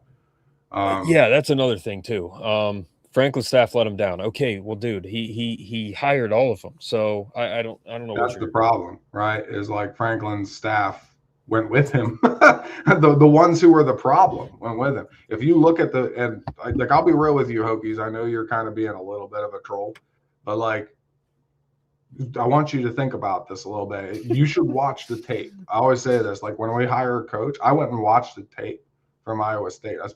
I went through the years and years and years of tape on Toledo because I was genuinely curious, like, what does Matt Campbell really bring and what are the flaws that maybe he has or things he's got to work through? You should watch the tape from Penn State. Look at the position groups that perform well at Penn State over time, and you'll take notice of something. The groups that guys like Terry Smith were running were having success still. The groups that were run by guys James Franklin brought in, like Danny O'Brien, were not having success. It's really obvious. Yeah. And so I'm telling you, I'm not saying he can't succeed, but Franklin's staff needs to be good, and he took the staff he shouldn't have taken. Yep. Like it really isn't his best staff. Now, Brent Pry is probably the exception to that. Brent Pry had success as a defensive coordinator at Penn State. And so there's a world where this works out okay for you guys. And again, like your bar is low. If you're reasonable with your expectations, there's a world where you make it for a while. But my concern is very simple. It's the same concern I have for Penn State. Obviously it'd be easy to take shots at Virginia Tech, and Virginia Tech plays in the ACC. We're inconsequential towards one another. The reality is, like, I look at Virginia Tech, I evaluate them the way I look at any other football team, which I'm looking at them like, what do they need to be better, right? I think Brent Pry's or D coordinator is a good move, but I think the head coaching situation is concerning to me. There's a lot of things I see wrong going on inside the organization at a school 100%. That I will tell you deserves better, quite frankly. Yeah. Like I respect Virginia Tech. I like Virginia Tech. Yeah. And so, I'm not telling you to like freak out or whatever, but I'm telling you, try to have a realistic view. Yeah. Look at what his background is. We said this at Penn State. It's like people ever go, well, he won 10 games a year. No, he didn't. He won 8. His average was 8 while he was here. This was not his first collapse year. 2025 was not his first collapse. It was the third team that fell apart on him. And you could argue 2018 was actually it was actually the fourth. It was actually the fourth team, because 2018 was supposed to be a lot better year, and they ended up 8-4. Yep. Lost to Kentucky. Yeah, they lost to Kentucky. Like it was not. He has a long trend of this stuff happening, and at some point, it's not an accident. It's not just his staff. Like there's something he's doing wrong, right? And that's with every coach. Every coach you can evaluate. That was Brian Kelly. That was how I evaluated Brian Kelly. If you looked at Brian Kelly when he was at Cincinnati, you'd think he was the greatest coach ever. Mm-hmm. Guy had an amazing run at Cincinnati. But as you watched him over time, the truth about some of his flaws started to come out. And at Notre Dame was right, by the way. They were right that he was not that good. They were right that LSU was dumb for hiring him. And I think even Josh Pate ended up like having to do a clown nose session because he firmly believed hiring Brian Kelly was a good decision by LSU. And people like me were like, no, Josh, no, that was a terrible hire. They shouldn't have done that. Yeah. But it takes a long time with coaches. So you have to evaluate them over years and years and years before you really start to like, this is the things he's not good at and he's not getting better at it. Mm-hmm. Right. And so there's a world where it works out for Franklin to have a pretty decent run at Virginia Tech. There's a world where that happens. But I think staff is super ultra important if that's going to work. Because Franklin is a CEO type head coach who is an organizational guy, and he is not good for universities that already have a long history of success because he wants to do his thing. He does not want to integrate that history of success. He wants to do his own thing. And so he is going to kind of throw away Virginia Tech's history. Yep. And he's talking. All you gotta go off of is on these episodes that and I've watched a couple, just for laughs. And he talks about the history of Virginia Tech, history of Virginia Tech. Dude, he doesn't care about the history of Virginia Tech more than I do. Off the walls. He cares less about the history of Virginia Tech than me. And I know nothing about them, really. So, yeah, keep going, Aaron. No, it's just, you can see it. He tore the tenants down already, made his own tenants, even though they're kind of just the same tenants that were already there. Why? Because it has to be him. Yep. Right? Like, why is it always got to be you? Why do you think you have to run the place? It's very strange. And I've said it before. I don't know if it's arrogance. I don't know if it's a sense of pride or if it's just like, if he thinks it's got to be his because he has to own it. Like, I can respect that idea of like, you take over a job and you want to own that job. I can respect that. But there's also like, if I'm walking into a place that has 200, 300, like 200 years of history, I'm not going to pretend that I'm suddenly the thing that's going to make it different. Like, I don't want that. That's the worst decision I could possibly make. If anything, I want to lean into what's already there for me. Yeah. And then I want my legacy there to just be another chapter. That's this new chapter in that school's history. So Reestablished means he's taken over. That's what it means.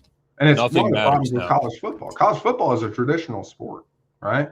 Like, what was one of the worst things? Like West Virginia, Black Diamond game. We don't get to see it anymore. That used to be when I was younger. The Black Diamond game was an event. Like, it was worthy of, like, you stop what you're doing to go watch the Black Diamond game, right? That was back in the early 2000s. And Virginia Tech and West Virginia were actually good football teams. And then what does West Virginia do? They go to the Big 12 where nobody gives a rat's ass what game they play, right? Stupidest decision ever, because they thought about, all they cared about was the money deal from television and maximizing that. And they couldn't get in the Big 10 because of the IIAA rules. So, but they should have gone to the ACC. That's where they belong, right, at the time. Instead, they go to Big 12, and now nobody cares what they do. And they probably lost 10 times what that TV deal cost them. Like, good job. You got a $30 million TV deal. You could have a $28 million TV deal over in the ACC, and people still would still care what you're doing. Yep. Like, I can't imagine how much money they've lost because of that decision. So it's frustrating because it's like, this is a sport of tradition, like it or not. It is what it is. And if you try to fight that tradition, all you're going to do is hurt yourself. And it's the same thing Franklin ran into at Penn State. He wanted to fight the tradition instead of working with it. And I think Virginia Tech has a pretty cool tradition. So I don't love that he's already starting to rip it down. So yeah, and again, like, Virginia Tech got the great introduction, Enter Sandman. So it's a really fun thing to be at. Like, Virginia Tech is known, unfortunately, for the shooting that they had there. And one of the people that was killed in that was a family friend. He's from Bellefonte, Bellefonte, Pennsylvania. So I know that about Virginia Tech too. I remember when that happened. That was my family is friends with his family. The high school football field is named after him. The Herbstritt Panic football field. Panic was killed in the Pentagon in 9/11. So last year, like you just said about the staff, I always called James Franklin the Henry Ford of college football. He may not have known how to make an engine or put parts on a car or paint it, but he hired someone that did. But when Henry Ford has the skill set of being able to, screw a cap on a toothpaste bottle, and that's about as far as he can go, and then he starts telling his team that he built, Henry Ford, what to do, you're not going to be making a lot of cars. You're not going to have a lot of success building good cars. You're not going to win big games. You're just not. When Henry Ford, who is not skilled at certain things, starts putting his hands on things that he's not skilled at, things are going to go wrong. He said he was surprised that he was fired. He was the only one that was surprised, and he's not even being honest about it. Either he's extremely incompetent or he's just lying. Because when you lose that many big games, no kidding, you're going to get fired, dude. We started at number 2. You lost to Northwestern. You're cooked. 3 in a row. On a season that we started out as number 2. And last year with the staff, he just talk. That's all he does. Just runs his mouth. He's talking about the staff, how great they were. And what happened? It was the staff he shouldn't have hired. He just hired them because he wanted to. He gave him their DC $3 million, man, because he won a national title. Kotelnicki, decent in the first year. Second year, I don't know what happened. He must have put his hands on the offense because, dude, it digressed immensely. So he's just going to talk, and that's it.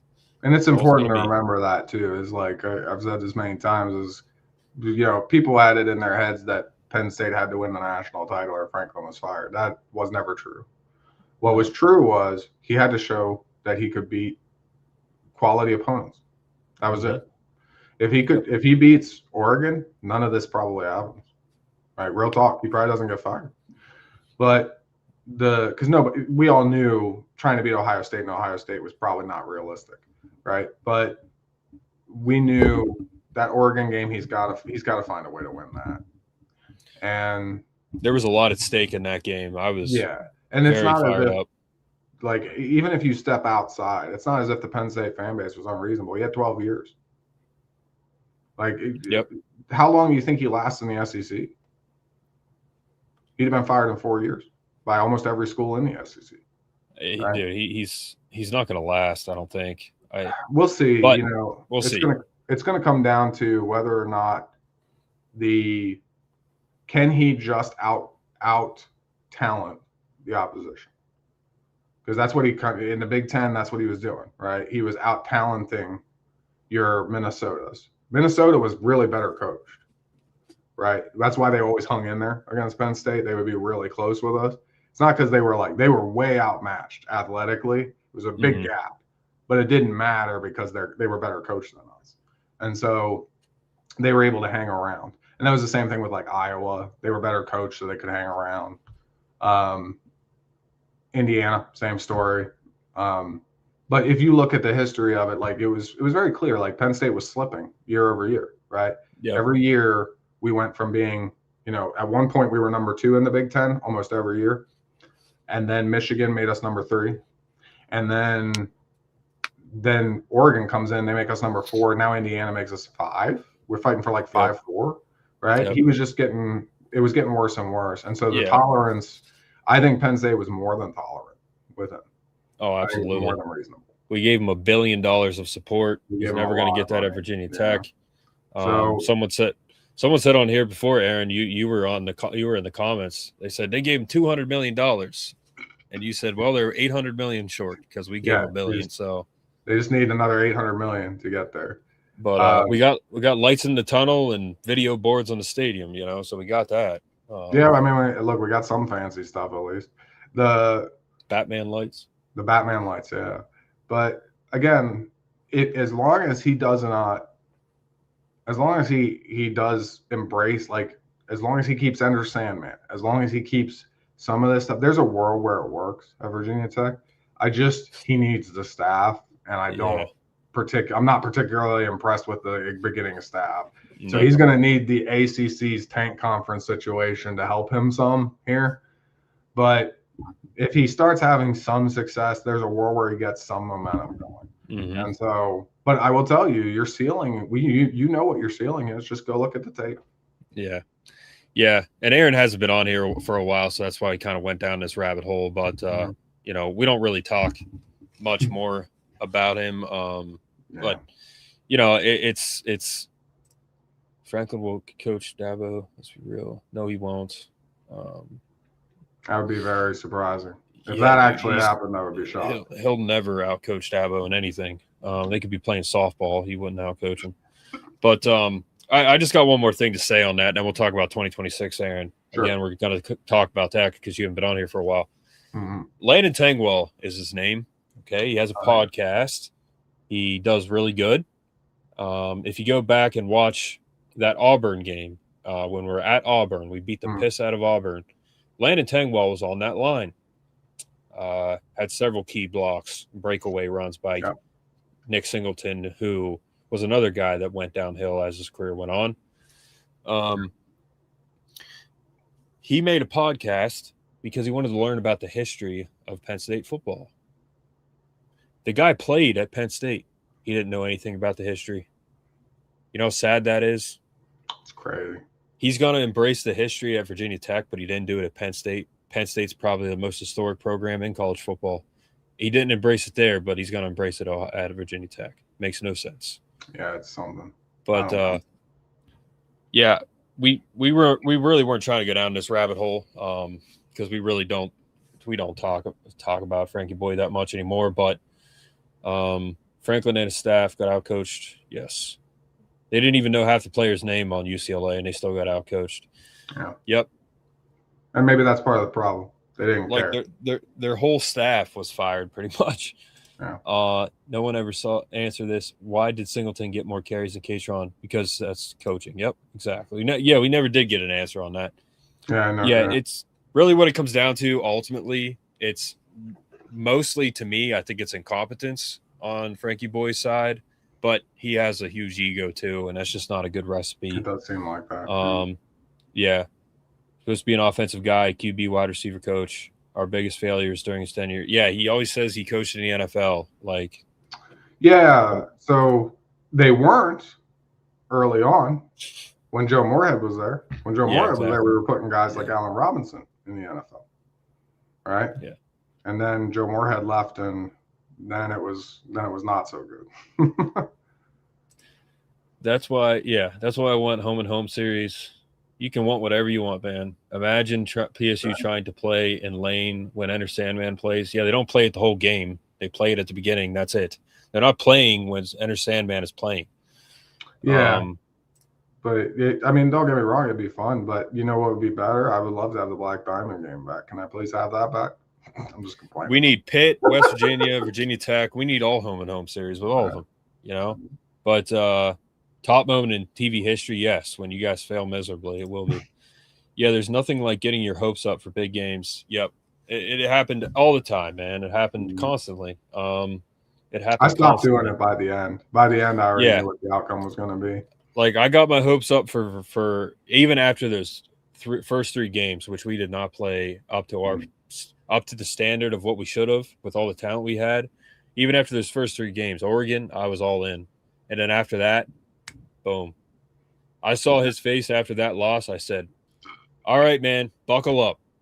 We are in for a completely different season than we thought. Oh, yeah. On 30th. The last straw for me was Ohio State 2024. Yeah, that was one touchdown. It was on defense. We were up 10-0. We lost 17-10. 24 to 10. 21 to 10. Something like that, yeah. Scored on defense in the first quarter, and then that was it. Yeah. Field goal, that was it. Yeah, and that was when I officially stated, like, he doesn't learn from his mistakes, and he's not going to change. Nope, and so, never. Yeah, and you can see it. I think I mentioned it too. Like, the beginning of the season, you'll know what they're going to be. All you got to do is watch their first game. Watch the game. If they have that same fumbling where everything's difficult, you already know what they're going to be. And so, yeah, it ended up being good every time. All I know is he says he changed, and he has not changed whatsoever. Their president and AD are fired. They just got Peter Bork. Like, for what? He has pretty much the same staff down there.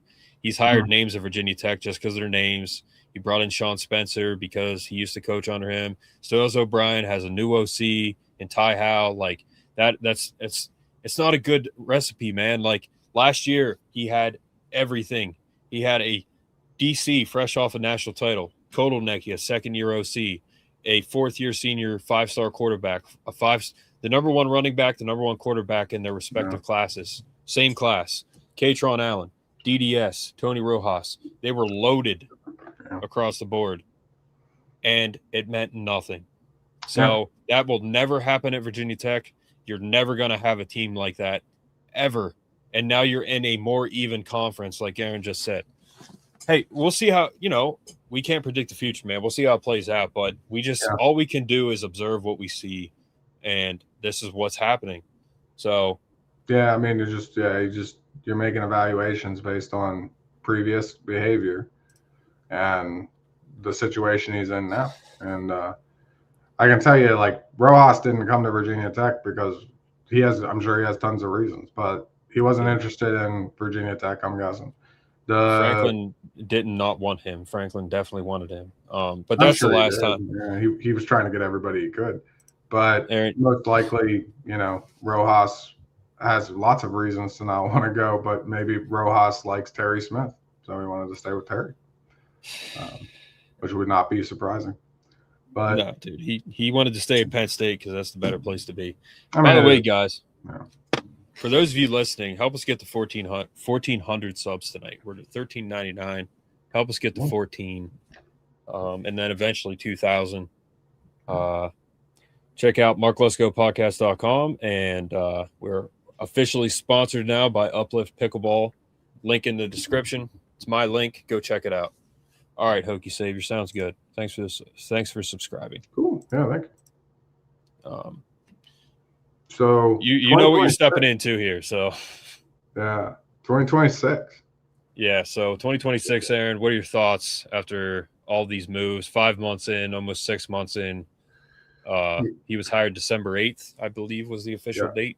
The official day. Yeah, so it took probably about 2 months to get his staff fully situated. And I have seen the development is faster than I expected. So he's taken the approach that has served him well, which is slow is smooth, smooth is fast. And I agree with that approach. I've been a crawl, walk, run guy because of being a military dude. I believe that that's a wise way to play. It's, again, training at full speed when your training isn't accurate yet is just training bad behaviors. So I agree with his approach of let's get the behavior right first. Let's get the plan right first. Then we can train at full speed. I also like the recruiting has honestly blown me away. I'm totally shocked at how quickly they've rebounded there. Because I normally, when I look at a staff who's 2 to 3 months late to get on with the new program, their first year of recruiting is always a letdown, right? And it's not even really fair to call it a letdown. It's just normal for it to fall back a lot. For them to be cooking the way that they are is wild, absolutely wild to me. They are. The strength of that has been impressive. Yeah. 18 hard commits already. Absolutely nuts for a staff that's been in place for like 3 months. So I'm really impressed. Actually, it's been less than 3 months. But I'm really impressed with the speed that they're moving at. They seem to have come together, at least as a staff. It seems like they've come together really well. So, and you hope that like a lot of times we say, lead by example, right? So if your staff is really well unified, it tends to help translate down to a more unified football team. So just there's a lot of positivity. Going off of what he just said, Aaron, that's another thing too. We need to stay healthy this year. We gave the roster a B plus grade. We gave the staff an A grade. Brett and I, we broke it down. Okay. If we do have injuries, we have real coaches. Yeah. Doesn't matter who you are. If you work hard in practice and you're going to be recognized, unlike last year and previously, you will be recognized by this staff. Even if we do have injuries like a Rojas, we're not going to skip a beat. Okay. We're going to be okay. Doesn't mean we're not going to be hurt by like an injury or something, but we know we have coaches that will coach the next guy. Our complete defense is going to collapse totally if we lose one guy. We lost Tony Rojas. Our defense was done. I didn't think that would hurt us that bad. Oh my dude, it hurt us so much. It was unbelievable. Yeah. Well, our scheme was too thin in the second level for that. And like, it's true. Like what Michael's saying is like, when Rojas went down, it hurt a lot more than it would for certain teams because we were playing with a 4-man front. And when you're playing a 4-3 where you switch in and out of nickel and a lot of your best players are in your nickel, you end up really thin at the second level. And so the correct adjustment from a coaching perspective is to adjust to a 3-5 where you have some more of your fast linebackers, or run something like a 3-4 modified where you're getting some of your better safeties and linebackers in there as extra bodies, because it gives you like, yes, you're going to give up like 3 yards per carry regularly, but at the same time, it gives you the ability to stall the run. They're not getting gash plays on you if you're set up like that. And Penn State has never made the adjustment. And I don't know if that was because of Knowles' defensive principles or if that was something Franklin was responsible for. I don't know. But what I can tell you is, you've got to adapt to the situation based on the personnel you have. And when Rojas was out, I didn't think they did a good job of shifting that. I know people want to give a hard time to some of the linebackers at Penn State, but I just think they didn't put them in a position to succeed because they were still running a 4-3 down critical players. and the second level's thin, so now the linebackers have 3 assignments apiece. It was just getting out of control. So as soon as the quarterback starts running, of course there's not going to be anybody there. Like, who's going to be there? The linebackers are all double assigned already. So Tash wasn't playing under him. They had yeah, Amari Campbell, who was very good for us. We should not have skipped a beat when Rojas went down, but it totally changed our defense. Like you said, put a spy on a guy. Can't be that hard. I was saying that the whole game. Like Jadon, you made a great point. They tried to move like DDS into a second level position. That was not the way you do that. That's not how you fix that. You need to bring, if you don't have depth at linebacker, you need your big safeties. Bring one of your big safeties in to act as a pseudo linebacker. There was a guy on our staff who's functioning as a safety who could play as a linebacker. The door, what is his name? Vabro Torre. Vabro Torre, yes. Yeah. Even Zakee Wheatley the right could kind have of won down. size for that job. He was perfect for that job. Why isn't he running it? Why aren't you running a 3-4? Have DDS still be working the edge, and then bring Torre down to be a pseudo linebacker safety in that 3-4, because he's fast enough to chase guys down, so that if you lose an assignment issue, right, that quarterback's not just running free. You got a guy who's quick enough to get after him in there. So I agree 100%. I don't know what they were doing. DDS is quick. Don't get me wrong. DDS can run down quarterbacks for sure. But a quarterback at full sprint who's 5 yards away from you, that's tough for a defensive end, man. Like, defensive ends need to be in a certain proximity to quarterbacks so that they can use a burst to hit them. If they go into a full sprint, the quarterback's probably going to win most of the time, especially if he's got 5 yards head start. So you need guys who are quicker, who can get after him. Even a cornerback would have been better down there, just a big corner. So I didn't like that. You need to be fast enough to actually get a hit on the guy. You got to stop that momentum so that they can't get a 20-plus yard play every time that the quarterback decides to take off. I mean, Zakee could hit. He could have, he could. I mean, done it, yeah. But they always show that whiteout video against Michigan when they called a timeout the first play. That's classic. If you watch that video, look at where Micah Parsons is standing. Outside the box, probably covering a slot receiver. Micah Parsons was playing outside linebacker, pretty much covering a slot receiver. Are you kidding me? Yeah. They could have put that guy at middle linebacker, defensive end. Yeah. He was a freak of an athlete. Oh, yeah. Yeah. I mean, my God, you take a guy like that and he's a Courtney Brown. You just put him somewhere, or you let, like, one thing about Courtney Brown is he was not able to be himself under Joe. Joe put him in one spot. Yeah. He said, you're going to be a great athlete here. Courtney Brown, he has instincts. You let him do whatever he wants. You had Courtney Brown and LeVar Arrington on the same defense. Oh. They didn't even really let LeVar do whatever he wanted. But you take two guys, they're like the Troy Polamalu types, where you just let them do whatever they want. Courtney Brown, LeVar Arrington, Micah Parsons. You put Micah Parsons at semi-middle linebacker, defensive end. Say, Micah, you go out there. If you want to play defensive end, you take the defensive end and say move, and then you play defensive end. You want to play middle linebacker, you play middle linebacker. Again, they kept him in a box as well. He was such a freak athlete, they didn't utilize him well at all either.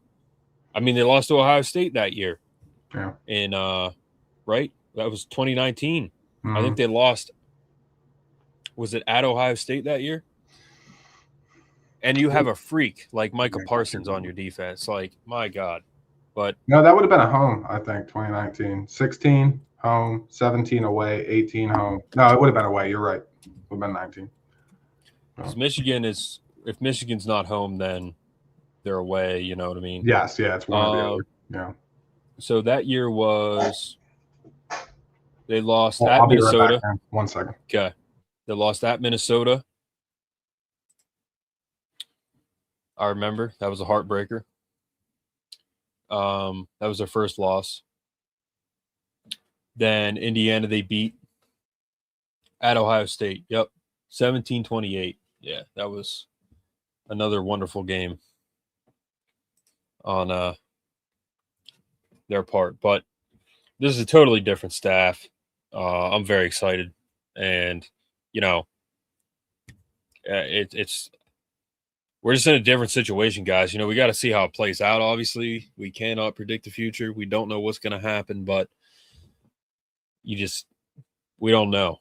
I mean, it could be anywhere from literally 12-0 to 9-3 to 8-4 to 11-1, 10-2 to we could lose to Marshall. Like, we don't know, honestly. The way it's moving right now, I think it's going to be more so in the 9-3, 10-2 range, in my opinion. Mm-hmm. But again, we could lose to Marshall, Aaron. Like, we don't know. You know what I mean? This is sure. Two schools coming together. The way it's going, though, we're going to be in good shape. So. Yeah, and I've told people the same thing. It's like his first year, give him some time. Yes, they're certainly doing far better than I thought they would at this point. So, there's a tendency. It's natural human condition. We want to get overly optimistic because, of course, we do. We want to have rose-colored glasses, which is fine. I don't have a problem with that. But you just have to have that realistic self-check of, okay, if this goes well, great. But also, there's a world where it doesn't go super great right away. Just give it some time. But I think I have them pegged for right around the same, like 9-3. And again, some of that scheduled help.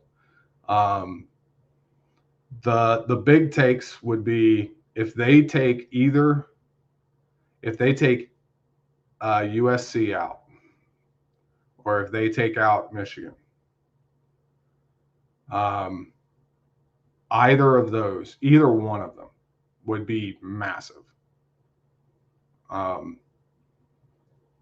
their gotcha games would be, Washington would be a gotcha game.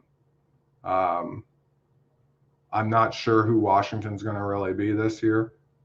I have concerns about their relationship with their quarterback. But, Minnesota at Penn State, you feel a lot better about. I actually have less concern about Minnesota now. And it's mostly just because the coaching fundamentals that made Minnesota a problem for us in the past, I don't think are going to be at play anymore. But USC is the most interesting game to me because, Lincoln Riley, people give him a lot of hard times, but Lincoln Riley he's a really good offensive coach. He's just so not good for defense. But they have had a lot of success recruiting over the last few years. And Riley is a quarterback genius. And so there's a world where USC gets their feet under them. But we probably set them back a little bit by taking their defensive coordinator. So it's going to be really interesting to see who USC is when the year starts developing. Michigan, almost equally as interesting. I have a lot of respect for I always forget how to say his name. Whittingham. Geez, yeah. He had such a long and very successful go at Utah, which is winning at Utah is not easy, guys. Like, that's a tough play. Being consistently good the way the Utes have been for like 20 years is pretty wild. And that actually started, I guess, with Urban Meyer. But the Michigan with him as their coach is like really interesting. Yeah, I don't know how that's going to go. I know Whittingham's a good coach. I just don't know what that's going to look like. It's going to be very interesting. And it'll be interesting to see how Underwood develops, because Underwood is his kind of quarterback. Like, he's like Cam Rising and that type of player. Like, Underwood fits into his model. So they could be quite good. Michigan could be a surprise this year. I hope they beat Ohio State. That's all I care about. Yeah, it would be funny if they got Ohio State. And at Michigan, at Ann Arbor, that's your baptism by fire for this new staff. Like, that's the fire baptism. You're going to one of the biggest venues in the history of the sport. and you know, the Michigan crowd's going to give it to you for sure. But if you're undefeated, if we somehow take out USC and we're undefeated going into that game, watch for that game to be like a secret, like game of the week type contender when that comes around. Because if we're both undefeated running into that, the Big Ten is going to be a really interesting place next year because you're going to have Indiana, Ohio State, and Oregon, who are all going to be good. And then you have, if Michigan, USC, and Penn State end up playing well, now you got 6 teams all duking it out. Man, like that could be a really interesting game. I'm actually really excited for that period of the season. The Northwestern game could be a gotcha. At Northwestern. Northwestern is a better football team than they got credit for a lot of the years. They're not super great on a player perspective, but they are better than they get credit for. Like they are not a bottom of the bin Big Ten team. They're probably better equipped than Wisconsin right now. So, you know, that's another one. Like, watch out for them to be a little bit sneaky. Now, apparently, you have to stand if you're a student at their new stadium. So I'm not sure. The student section may be empty on game day. I'm not sure who thought that was a good idea. It's the college football dog pound, bro. It's gonna. Yeah, I guess so. I guess that's the plan. But that's an interesting game. The Washington game. I would love to go to Washington for that game because such a beautiful place. Like, and that is a great stadium. Like, it's probably one of the most underrated venues in college football. Yeah. But the Huskies are one of those teams. I kind of have like a friend. My best friend's dad was a Husky actually growing up. He went to Washington University. And that's a school that I sort of pseudo have a respect for from a distance. But yeah, that's an interesting game on the road. I would love to actually go to that game. Rutgers and Maryland close out the year. Rutgers is they're going to be a mystery. Maryland is the same story. Like you never know what to expect with them. They're kind of wild cards every year. Loxley. Yeah. And then Purdue, you know, you just feel bad for Purdue. I don't know what needs to happen at Purdue, but I will say, Aaron, and you know, Indiana, like they were what Purdue is now. You know what I mean? Sure. And then all of a sudden they're national champions, which is insane. But Frankie Boy always laid the hammer down on some teams, like Maryland, bro. Beat the piss out of Maryland every year. Him and Mike Loxley hate each other. I mean, but that's the thing. I think they were friends though. They were at one point. Oh, they're not anymore. Not my understanding. Like my understanding is they don't get along because of something that happened when they were at Maryland. I don't know what it was. But my understanding of it, obviously this is an outsider understanding, so take it for what it is. But like, yeah, my understanding is something in that coaching struggle at Maryland, they didn't appreciate. Like, I don't know if Franklin did something uncouth or what. It would be on character, I guess. But Loxley does not like him, and so I'll tell you this: Maryland and Virginia Tech have to play. You better hope Maryland doesn't take you out, Virginia Tech, because if they do, they're going to beat the shit out of you. They're going to take every opportunity to murder you. Yes, they are. Because Loxley will absolutely make it a point to obliterate a James Franklin team. So, see, I thought even after the last game when they were running up the score and Loxley wasn't happy at the middle of the field there at the end, and Frank was like, "Yeah, not my problem." I thought maybe they were like golfing buddies in the off season, you know, like, hey, let's go get around it, you know. But I don't know, maybe not. But yeah, you could be right. It was sort of a mixed bag. George, that's a good one. Yeah, that it was supposed to get the head coaching job. It was something like that. I remember hearing it once where it was like, I don't know, there was some vying for the head coaching job at Maryland, and then there's some bad blood over it, but yeah, it was interesting. That's a good question, Jadon. So Jadon, Aaron, you get on time? Yeah, I'm fine. Yeah. So Aaron and I could talk for like 9 hours about all this stuff. Oh, man, I could go on all freaking week. Yeah. Yeah. And Aaron's old school fan, just like me. So, you know, Now, I will say, like Matt from Penn State jerseys, who made the Hire Terry signs, like he's been on here several times, and Matt's a great guy. Very, very into Penn State football. Like that's his life, basically. Yeah, Matt's big into it. He's the kind of guy where I could say, "Hey, Matt, you remember what happened, with Mickey Scholler and Darryl Clark against Oregon State in the corner of the end zone?" Oh, yeah, okay. Do you remember that catch? Oregon State, 2008, Mickey Scholler. Yeah, that sounds right. Yeah. So he's the type of guy where I'd be like, "Hey, a third down against Nebraska in 2002. You remember what happened?" He'd be like, "Oh yeah. Michael Robinson ran it." Aaron's like that too. Like we can just rattle off moments and stuff. And Robinson, Nebraska, yeah. Well, dude, 2002. Richard Gardner pick six. Michael Haynes picked up that. Their quarterback, he fumbled the ball. Yeah. Michael Haynes picked it up and ran it in. And they blew it dead. Yeah. And then 2 plays later, Levon Chisley hammers their running back. And then the next play, he throws it to the left, and Richard Gardner picks it off. Got it. Yeah, I remember. By the way, Levon Chisley. Justice, by the way, because that ball being blown dead was bullshit. But anyway. It was. I'm gonna sneeze. Am I gonna sneeze? I had a coworker tell me the other day that Levon Chisley, he's in prison for killing someone. It was brutal what happened.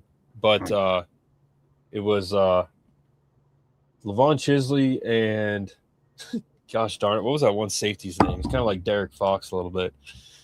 Foxwell sounds familiar. He was on the 99 team. 99, yeah.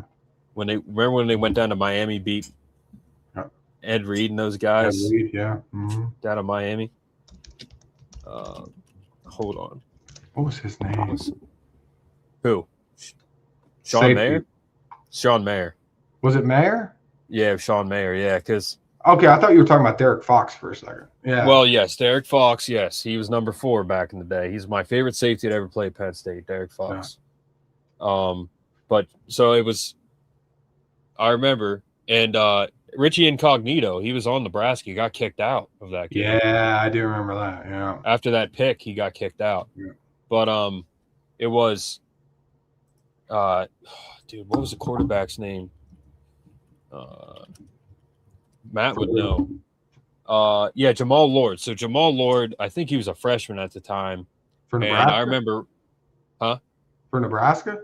Yeah, Jamal Lord. Yeah, okay. I kind of vaguely remember him. Yeah. So I remember Brad Nessler said Jamal Lord is not used to playing in front of this many people. He's played in front of maybe 50, 60K at Nebraska. And all of a sudden he's in Beaver Stadium. But he rolls out, throws the ball, it slips out. Michael Haynes picks it up, runs it in, it's blown dead. It was a fumble. Yeah. They do a run play. Levon Chisley and Sean Mayer they hit him so hard. And then throws it to the left. Richard Gardner picks it off, takes it back, pick 6. No. One thing I love about college football, too, if you go back and watch that play, there's this Letterman or this guy on the sideline for Penn State. He looks like the dude from King of the Hill.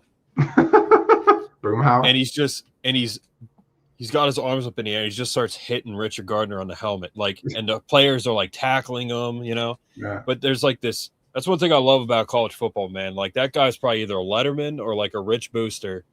Yeah. And he's so excited. He's a grown man. He's like a little kid. He's running out. He's hugging Richard Gardner. Good job. But that's one thing I love about college football is just the passion for it, man. Mm-hmm. Dropping money on these players like Mark Cuban. Dude, what kind of return do you get on these bags? It's got to be a tax write-off, right? They're dropping millions, man, on these kids. It's crazy. Well, I mean, if you have the money, I guess, right? If you're a Mark Cuban, you probably do. The problem is Mark Cuban, they kicked him off the Mavs. Now the Mavs are shit.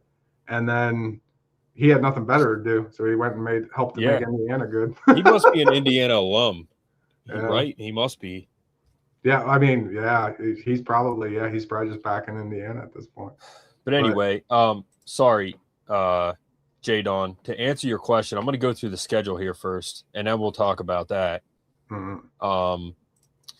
So this is what I think right now. Okay, we beat Marshall. Mhm. Temple could be close. We beat Buffalo. I think we beat Wisconsin. I hope we beat Northwestern at Friday night, 8:00.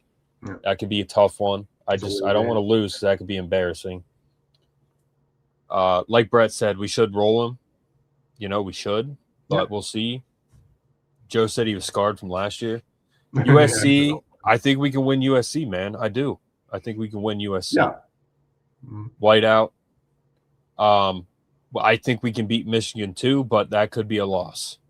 The Big House is a tough place to play. First year head coach, new roster. We'll see, but I think we probably lose to Michigan. If I had to pick a loss, Purdue win. Washington could be a loss.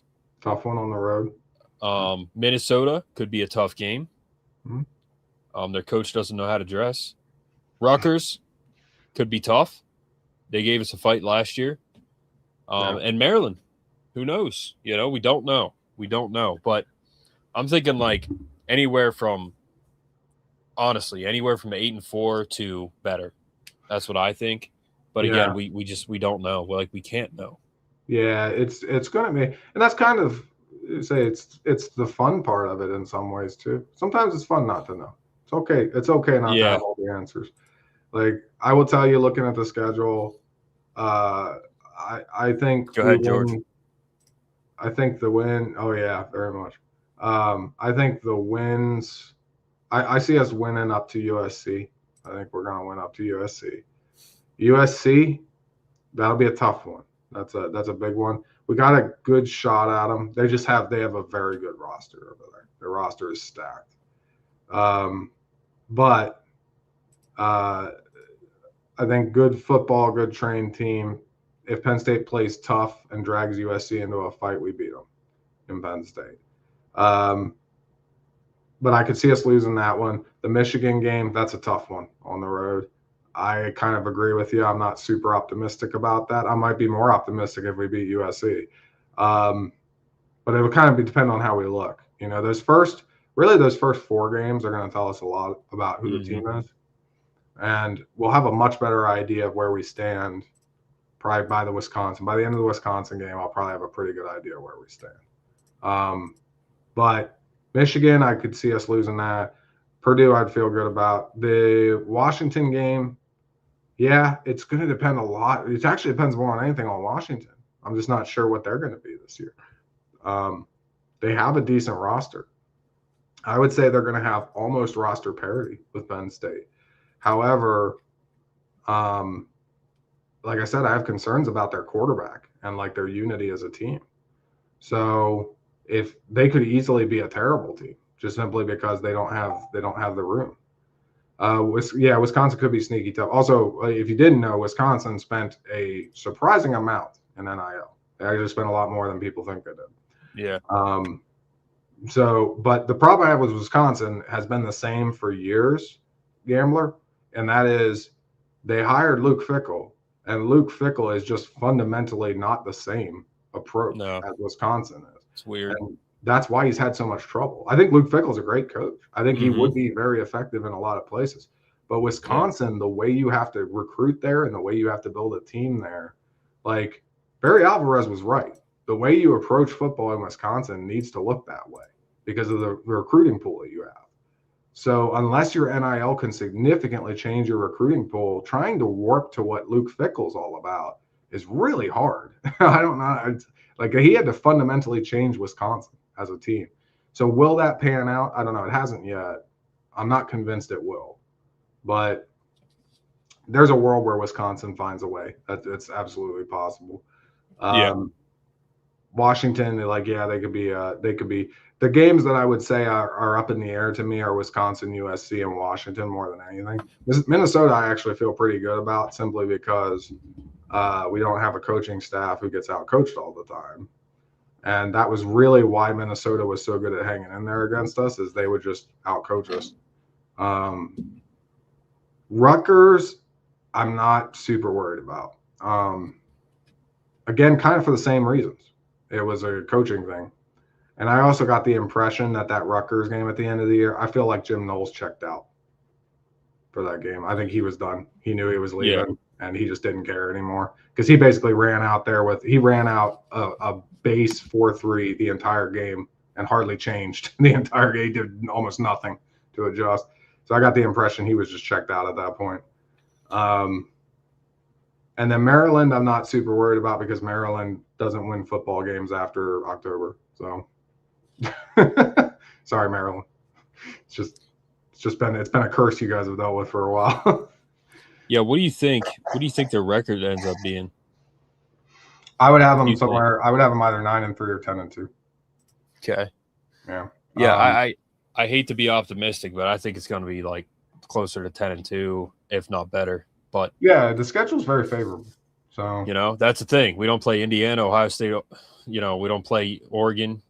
Yeah, so it's a very favorable schedule for this year, and I think there could be like a tough one in there somewhere, and that's just what happens when you're trying to get a roster built and level. You're going to have some stinkers here and there where guys like just seem a little out of sorts, or the other team just kind of has your number that day, and it's hard to adjust when you're not fully prepared as a roster. Now, again, Penn State's moving at a faster clip than I thought they would be, so they may be more ready than I think they are right now. And if that's the case, yeah, I agree. then I'm not worried about Wisconsin, because even if Wisconsin is playing good football, they're still outmatched. Yeah. So, and in 100%. Penn State, I don't see them winning that. If Iowa was on our schedule, I'd be concerned. Like, Iowa's a tough one. They're just always tough to put down. But the USC and Michigan games stand out to me the most. Washington on the road, rough.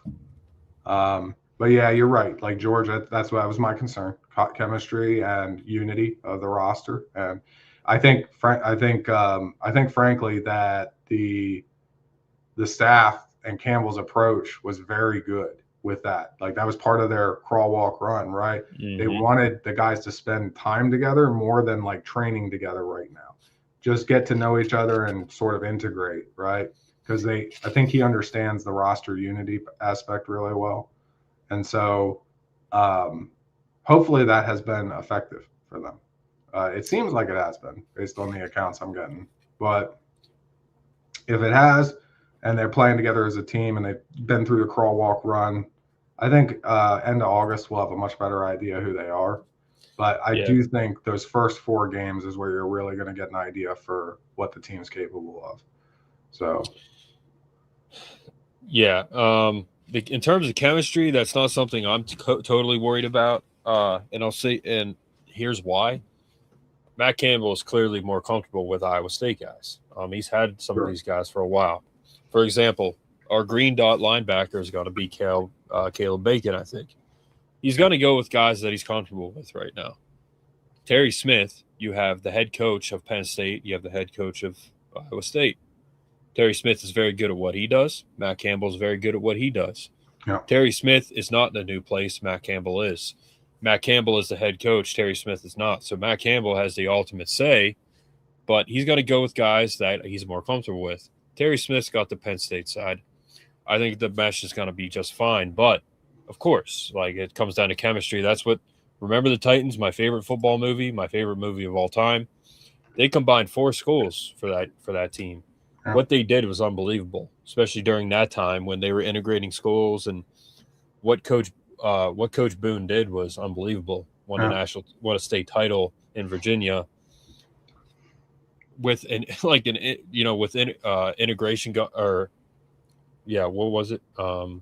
integration going on and bringing all these schools together, and that was a very hard time. You know what I mean? Obviously, this is much, much different, but it's kind of the same concept. You're bringing 2 different teams together, man, and it could go very well, it could not work, but I think it will. And Terry Smith is a huge part of that. But it's like, for example, Brett Eskelson, Chase Sowell, starting receivers, Kobe Howard, receiver. They've got 2 Iowa State guys on the line, plus a transfer, Brock Riker. Yeah, right. They're going to go with their starting running back, their starting quarterback, their starting receivers, starting safeties. starting linebackers. Like, there's probably some Iowa State guys that are going to play because he's more comfortable with them. He knows them. But Penn State's filling in just fine. It's mainly going to be us at the second at corner.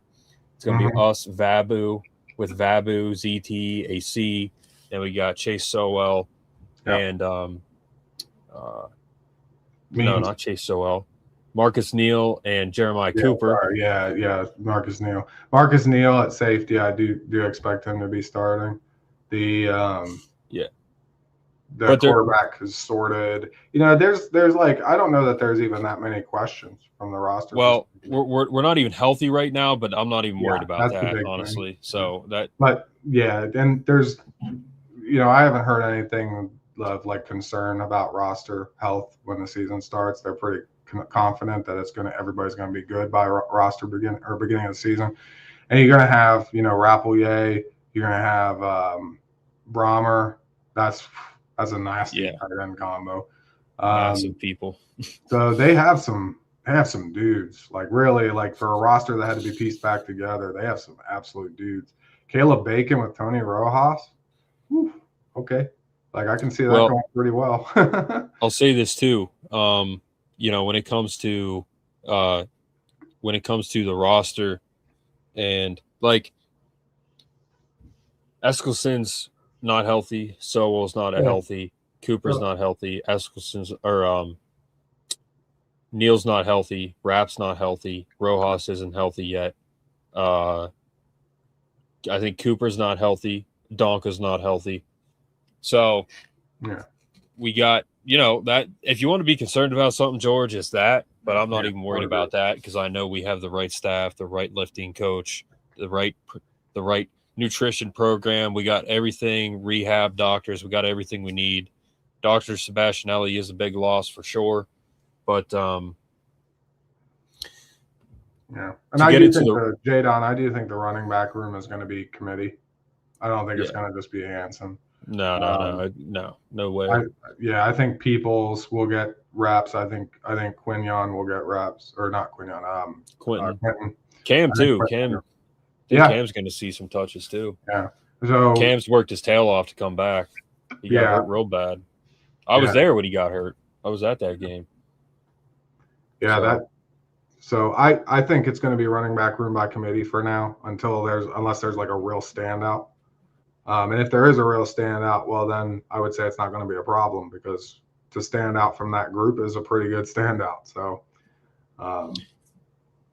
but to get into the roster, Jadon. So, and you guys said 94. We're not going to go that far back. We're just saying we know a lot about the history. Mm-hmm. We are going to keep it somewhat timely tonight, but So Iowa State's schedule this year: Michigan, Ohio State. Yeah, that's brutal. I really hope the best players play. Oh, they will. Trust me. Yeah, and I've heard like there, you know, like I said, Iowa State guys, but if there's a better running back than Carson Hansen, they're going to play. You know, I can pretty much guarantee you that. Mm-hmm. But so, yeah, exactly. And they're going to play the best. And I don't care if you're a walk-on, a kicker, long snapper, you're going to be recognized for your hard work and practice, unlike last year. But yeah, so to answer Jay Don's question, so what do you think will be better and worse in? So I think just going off last year, we're going to be better in just about everything. The only concern that I have really depth-wise is receiver and edge. That's really my concerns. I mean, we got Yvonne, we got Granville, we got McPherson, you know, and then we got some good big defensive tackles, but those are the only two concerns I really have. But across the board, quarterback, just in terms of not talent, but just in terms of trustability, production, quarterback is better. Running back's going to be better because neither of them performed. Katron did very good last year, but neither of them performed like they could have. Ultimately, unfortunately. But running back, we got depth. We're good there. Offensive line, I think, will be better. We're pretty stacked at the O-line. Receiver will definitely be better. I mean, it's not that hard to do better than that. I mean, although, like, for example, Syracuse kid, what was his name? Pena. Trevor Pena. Yeah. Kyron Hudson was, we had Kyron Hudson, Trevor Pena, and who was the other one? I can't even remember, honestly. Over 5. Yeah, Hudson was one, and who was Devontae Ross, right? Ross, yeah. So, besides Kyron Hudson, no offense to Kyron Hudson, those guys were frustrated across the board due to the staff, but Devontae Ross and Pena especially, they did pretty good, but I think at receiver we're going to be better. Tight end, going to be better. Luke Reynolds was pretty overrated, and he went to VT, of course. Rapp is better. So I think tight end, we're better. Edge, DDS is hard to replace, man, so I don't know if we're better there. Yeah. Linebacker, I think we're better because we're going to have Rojas back again, Bacon. We got some good leadership there. Amari, man, but that's the thing. Linebacker, I don't know because Amari was really good. I really liked him. Would have been great to have him back. Secondary-wise, I'd say we'll probably have an upgrade. I mean, we got Cooper and Neal. Zaki, one of my favorite players of all time at Penn State. He was a hard hitter. He was a good safety, but like T. Frank has said in the past, he was a little slow as a safety. I would say secondary-wise, we're about the same, if not better.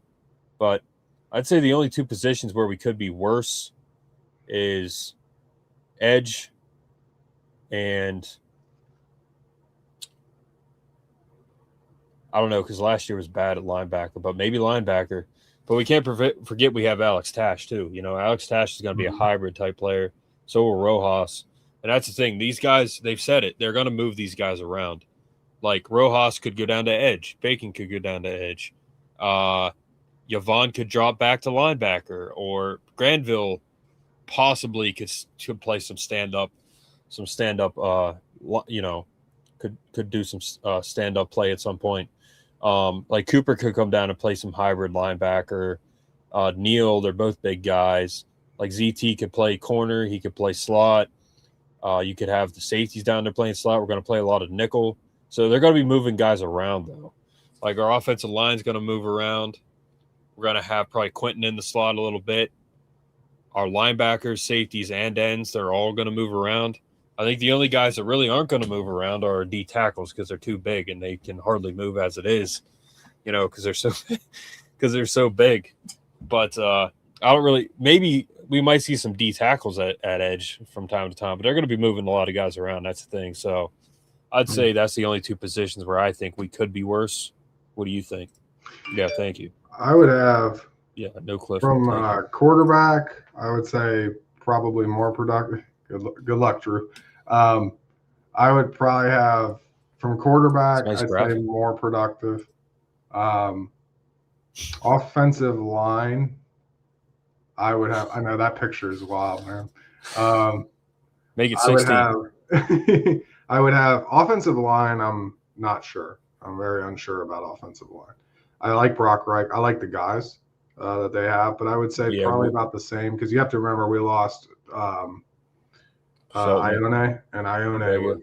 I mean, that guy's like a made-to-order All-American NFL player. Like he's just automatic for the Ravens. Yeah.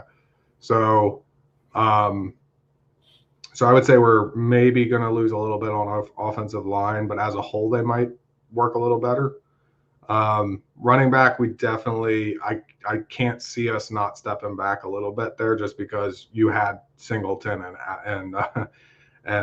Allen, and that's pretty tough to top. Wide receiver, I feel very confident we're going to be better, just because the receiver room is going to be coached properly. Which that by and of itself, like you could plug anybody in and it'd be better. So wide receiver, I feel very good about. No, can I ask you a question? With O-line, what's your concerns there? We don't know what we have, or no? It's purely just physical advantage, physical talent advantage, right? So you can have good technique on the offensive line, but sometimes the dude's just bigger and faster than you are, right? And so we're bigger. We're way bigger on the offensive line, which is good. D-line too, like defensive tackle. Yes, but your fast edges could be a problem for us, especially like your Ohio State ones. Some of the Michigan guys are quite quick, so they could be a problem. Now it helps that we have better tight ends. I think our tight end situation is better. Rapp, obviously, he's just Rapp, so he's here. But also you got Brahmer. I really like Brahmer. So I think our tight end room is collectively better. So all of our receiving in general, I feel much better about. The defensive line interior probably feel about the same. There's more upside there with the training that's going on, so they could be better. It's not a high bar. The interior for Penn State was not great last year. The edge, we probably take a step back. McPherson could be a game changer for us. Be interesting to see. But there's guys who could step up and surprise us. But I think we probably lose a little bit on defensive end. DDS was tough to replace. Very. Linebacker, I feel way better about our linebackers. 100%. With Bacon and the guys, and hopefully we can get back Rojas healthy. But the linebacker core I think that has a really, really good upside. I like the linebacker setup. The secondary, I would say, just as good, maybe better. Zakee Wheatley's tough to replace. I know that, he wasn't he wasn't an amazing coverage safety, but having a guy who can hit downhill like he does, that can be tough to replace in the secondary. Now, Neal is a more traditional safety, so you get probably better coverage with him. And he's more likely to make a pick or something like that in a key situation. So you have a lot of game changers in the secondary. I think the secondary is going to be just as good or better. So I really like really everything from the second level on defense. I feel really good about. The interior defensive line, I think, is just as good or better, just because they're bigger. Like, they needed to be bigger, and now they're bigger. So, but defensive end on defense would be the only position I think we'd probably take a step back on. So, but again, like, depending on how we scheme it, how they play it, if we play aggressive with like a 3-3-4 because we have extra linebacker talent, you might end up seeing one of our linebackers become the primary pass rusher, right? And so we live in that world now where everybody's a hybrid linebacker defensive end, it seems like. And so you can kind of play them off the ball or on the ball.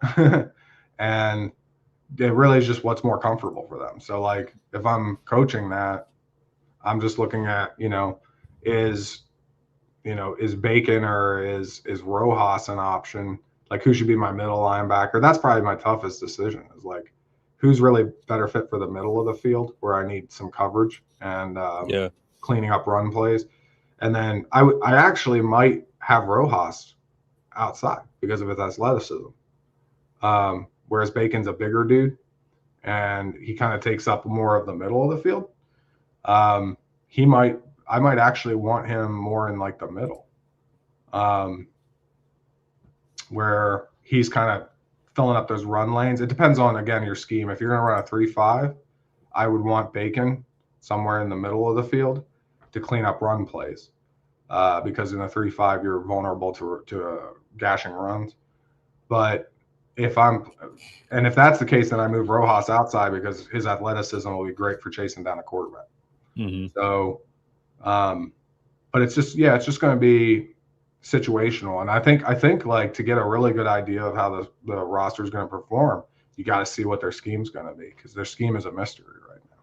So it'll be fun though. I'm looking forward to it. The secondary we have so many guys who can play up front in the secondary. You have so many guys who could play first role on the secondary that, like, I don't know, you could sub one of them in as a light linebacker for fast blitz situations. You can easily convert a corner blitz in a 3-5 to a linebacker blitz in a 3-5 by just moving the corner inside. Like, there's some of the NFL teams have been doing that. The Chiefs defensive coordinator, notorious for doing tricky crap like that, where he'll play like a very a very flat like 3-5 for 3/4 of the game, and then suddenly there's a freaking cornerback on the edge linebacker position, and he just comes bolting in at 100 miles an hour and takes out your quarterback. Sneaky. So Yeah. But yeah, but I feel good. Most positions I actually feel like we're in a better situation, which is not where we were supposed to be at all. So yeah, it's I'll an interesting thing you say about the O-line, because that is true. Like D tackle were bigger, defensive line were bigger. Like last year we averaged 6'2", 290, 270 or something. 280. This year we average 6'4", 300 or something like that. We got a lot bigger. I did the math on it. Yeah. I mean, we are much bigger. So that's particularly D tackle. If you're big, that's a lot of what you need in college football. Like Casey Hampton, he was a great athlete, but dude, he was just a big dude. You know? Yeah. His helmet didn't even fit on his head. Yeah. But we do have some good D tackles, man, like large men. Yeah. And then, but yeah, offensive line, like you could be bigger, but it is going to come down. A lot of it is to athleticism, staying healthy, scheme. Like they're going to be moving guys around. Like it's probably going to be Malachi Goodman at Goodman right. Could be a surprise too. I guess at left tackle, or Sexton. Yeah. It's going to be I forget the rest, but Riker's at center. We're going to have Cousins and then Donka. Cousins. I still think Cousins should be a guard, but it'll be interesting to see what they decide to do with him. Cousins? Yeah. I think Cousins would work better as a guard. Yeah, where else would he be, you think? Well, originally I think he was actually going to be at tackle when he first came. Okay. Yeah, he should stay at. Yeah, he would be guard. He would definitely be better in a guard position to me. But because he doesn't have he's not his left to right movement is kind of so. If he can focus on just building a wall into a grouping, he's really strong. Like that's one of his best plays. And usually that's like if you have a tackle who they're not super fast or their handwork is kind of meh, like you move them to guard and they suddenly become a superstar. So you look at there's great examples of that throughout all levels of the sport. But I think what's his name for the Eagles in 24 that they got from the Jets? They moved him to guard. He suddenly became a superstar. Mm-hmm. Yeah. Right? So I could see Cousins doing really well at guard. It'll be interesting to see what they decide to do with him. I know he was also on potentially the list for center, but it'll be interesting to see. Yeah. Well, the thing is, Dom Rowley stepped up for center last year. Yeah. But what we're looking at here, I'm going to look at the depth chart. Just pull that up real quick. Mm-hmm. Our lads is usually pretty on. Yeah, Jadon LeVar Arrington Jr. is also an interesting one. Yeah, fast linebacker. We didn't even mention him. Yeah, he's an interesting one. No, we're not. I agree with you that we're gonna be a nickel. Yeah, they probably won't run a 3-3-5. I just don't know for sure that they won't switch to it. It just depends. Like some coaches, they will switch their scheme if it's appropriate for their player base. So, if you have the depth at linebacker, Penn State does have some pretty decent players at linebacker. But I do think the way we're set up, we're probably a 4-3,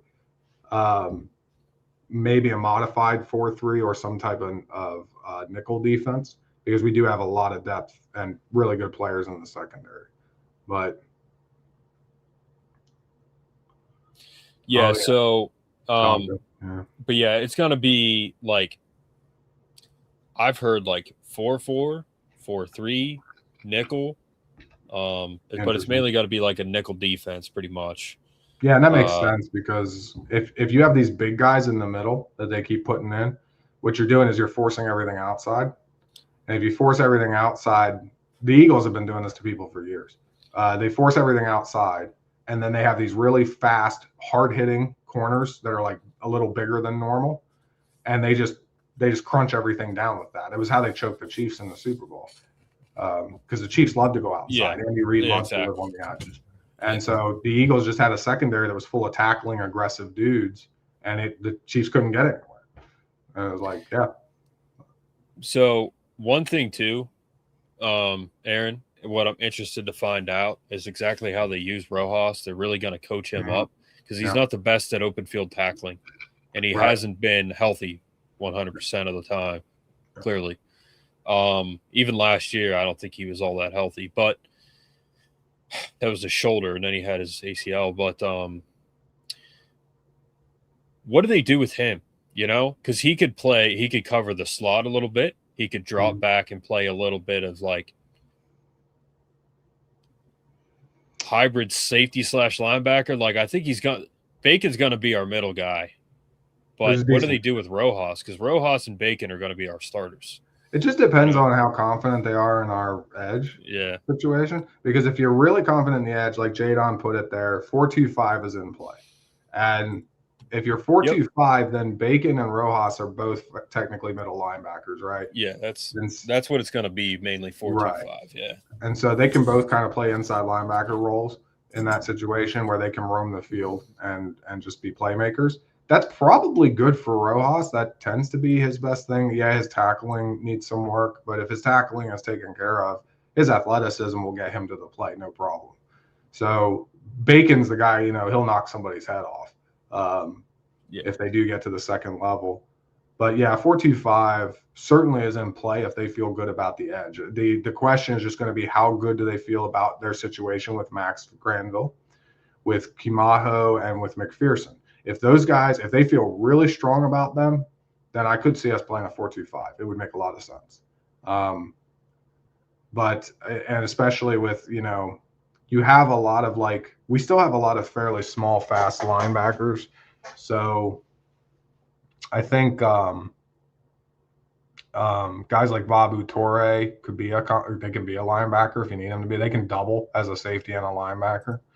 And so you could have a very floaty nickel where you just, again, you kind of cheat like the Eagles do, where they bring a safety down and have a third linebacker, but he's not really a linebacker. He's just dropping in to close, just to shrink the space at the line of scrimmage, right?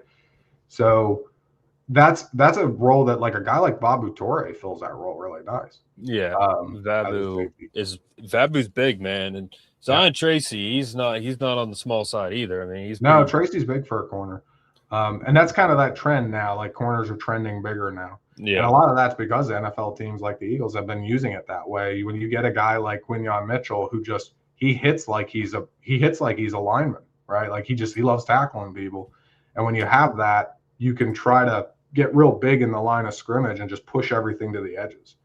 And then you're not worried about it because, you got Cooper DeJean and Quinyon Mitchell out there, and they'll clean it up. You don't have to worry about it. So, well, the thing is, George, I understand what you're saying because we're used to a 4-3 defense. Dan Connor, Paul Posluszny, Navarro Bowman, Michael Motti, Josh Hall, those types of guys. I get it. Mainly north and south guys that got instincts. That's what made our linebackers great, is they had instincts. But not all of them could move east and west. They're mainly north and south. Like Mike Hawley, he's mainly a north and south guy. But the thing is, the idea of only two linebackers, a 4-2-5, is you have more athletes on the field. You have 7 big men out there, like a 4-3. Dude, there's only so much you can do with that. You know what I mean? Essentially, what it is, it's almost like a 4-1-6 with Rojas out there because he can play just about anywhere. Honestly, he could play edge too. So the idea is you have more athletes out there. I do like the 4-2-5, but it does kind of expose your run defense a little bit when you only have 2 linebackers.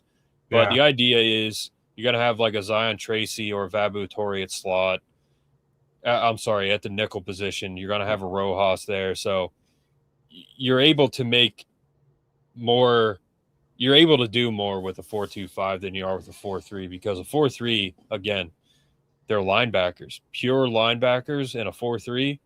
Yeah, they're only so athletic, Yeah, they're called linebackers for a reason. They're right. They're at the back of the line, so generally they're not safe. They're not generally super athletic. Paul Posluszny was super athletic. Yeah, sure. You have freaks, You know. Your Wagners, your Bobby Wagners, your Paul Puzzlesnys, you guys like that. That I agree, and Jadon's right. In the NFL, you're seeing the trend back towards 4-3 because of the run games becoming more relevant again. If they do 4-3, I'm cool with it. Just if as long as it'll work for their scheme. And the biggest thing too, again, that's why they have to go big up front, right? Because that's why you're seeing that in the NFL too. They're going bigger again up front on that D line, because having an interior lineman who takes up a bunch of space, it just forces the run game outside, and it gives you every play. It's sort of become this game of math, right? So like if a running back can run north to, or south to north, they can make 5-10 yards very, very quickly. But if they have to go 5 yards to the left, then 7 yards to the left or whatever, before they even start going north to south, it just strings out the play and gives your defense a chance to catch up to them. So all it's about is like having big guys up front and fast guys behind them that can run that play down. And it makes it very hard for an offense to move the ball. Unless you have like, if you're carrying a Saquon Barkley or some kind of nuclear weapon in your backfield, then you can get in trouble, because if he makes one or two guys miss, it goes from being a 3-yard run to a 60-yard run. I think like the nice thing for Penn State is they have guys at every position, so they could really do either. And that was why I was kind of saying like you could run a 4-2-5 where it's really a kind of a discrete 4-2-5. You're not really showing your hand. You're really running it in a 4-3 because you have a bigger than normal safety who's kind of coming down to be the third linebacker right as the play kicks off. And that suddenly now that quarterback's not looking at a 4-2-5. He's actually looking at a 4-3, and that running back just ran into a wall of men, right? So there's a lot of trickery that's done on the defensive side, and that's what they pay these defensive coordinators for, is to, take the personnel they've got and figure out creative ways to mess with the quarterback and mess with the offensive adjustments. So,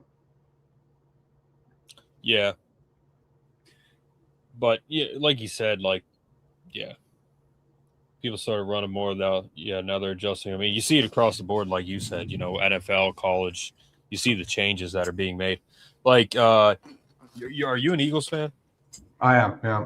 Yeah. So, Cooper DeJean. Yeah. I mean, dude, you don't see a lot of guys like him in the sense that he is very good. You know what I mean? Pick 6 in the Super Bowl. Yeah. You don't see a lot of. So to me, he's just so athletic. Yeah. Yeah, and those nickel corners. I think that's who they're going to have to be going forward. They're going to need to be these physical dudes they're not your typical corners. In the past, they were your typical coverage corners.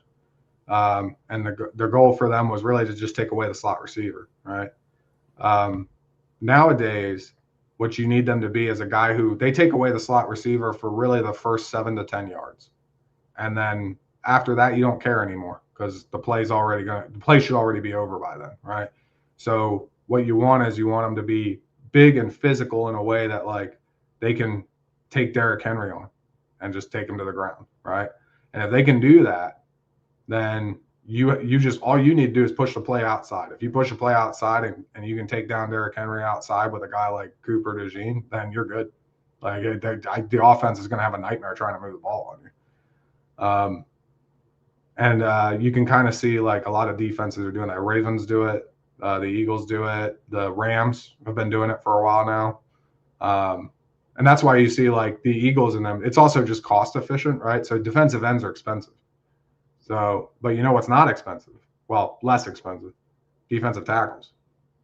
So you have super great defensive tackles. You look at the Eagles kind of mesh whatever defensive edge they can get every year. And they're fine with that because they pay their 2 defensive tackles, right?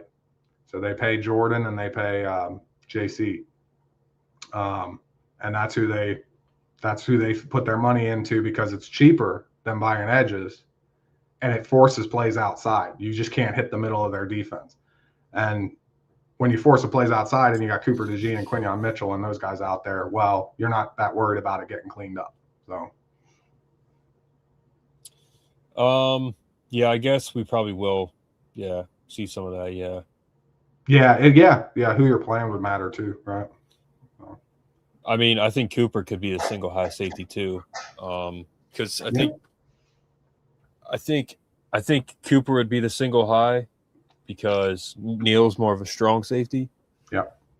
But that's the thing, man. Like we have guys, they can literally play all over. But yeah, I would like that if we're gonna see some single high safety and then have Neal in the box. Yeah, and Bacon. We're gonna see Bacon play edge 100%. But to go back to what they were saying before with LeVar, he is moving to edge. Absolutely needs to put on weight. He does not look like an edge right now, and he will. He'll put on the weight, but well, yeah, it'll be interesting to see what he does, man. Because like Joey Porter Jr., for example, when he came to Penn State, you weren't sure. His dad didn't play corner; he played linebacker, and as Steelers fans, we knew, and he turned out to be very, very good. LeVar, the second, once he breaks open, man, he could be really good. I hope so. Yeah, I hope so. And it's like there's a lot of depth. Like that's why I said I feel good about linebacker because you got Cale Brazina too. Yeah, exactly. Cale Brazina over there. Yep. So I could see them going with a traditional 4-3 just because of the depth they have at linebacker. But you've got options. Neal. Neal's a decent tackler. Babu Toure is a good middle grounder between a linebacker and a safety. But again, there's a world where you just feel really good about Kamaju, Granville, and McPherson, and so you just ball up with a standard 4-man front, and you just throw punches as 4-2-5 or 4-4-3 as you feel is necessary. And so,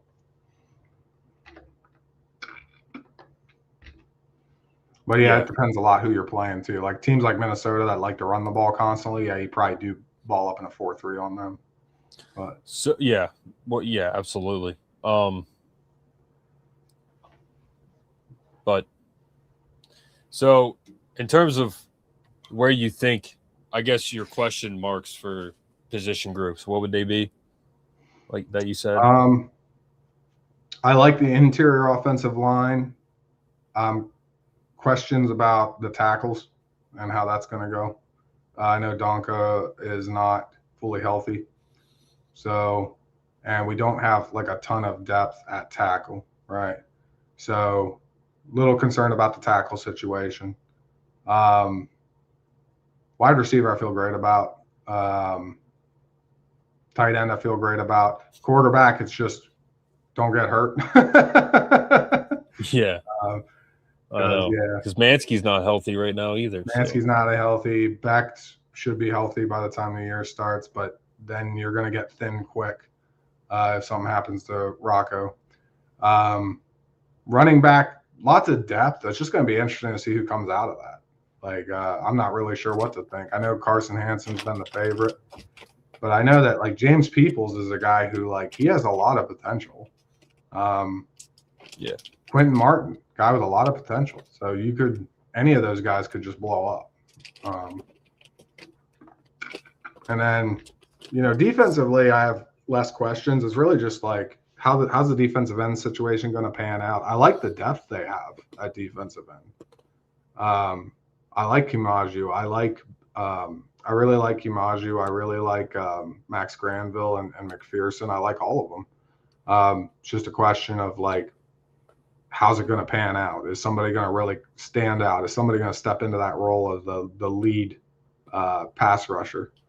I think the favorite is probably Max Granville right now in a lot of people's minds.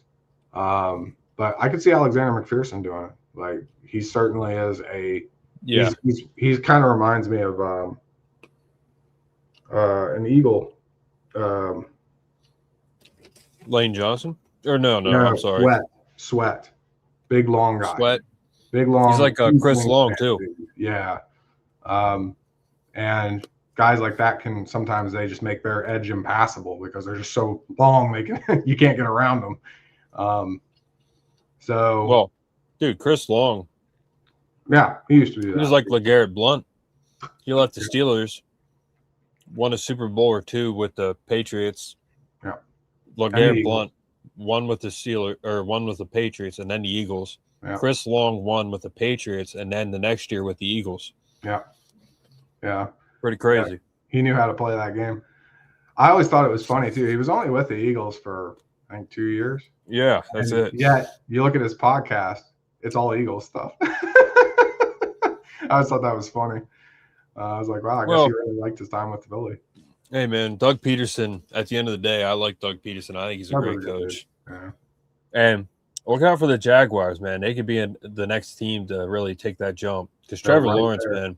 They're right there. Yeah. Trevor Lawrence was so good in high school. Finally. In college. Yeah. He needed time and he needed a good coach. He was not coached well initially. Well, I remember going into that Ohio State playoff game in 2020. Yeah. Where Justin Fields got his spleen split in half by that one big dude they had. Yeah. I remember at the beginning of the game, who's the one draft guy? Not Mel Kiper, but the other guy. Doesn't like Franklin. Oh my goodness. Yeah, I can't remember his name now, but his podcast is funny. The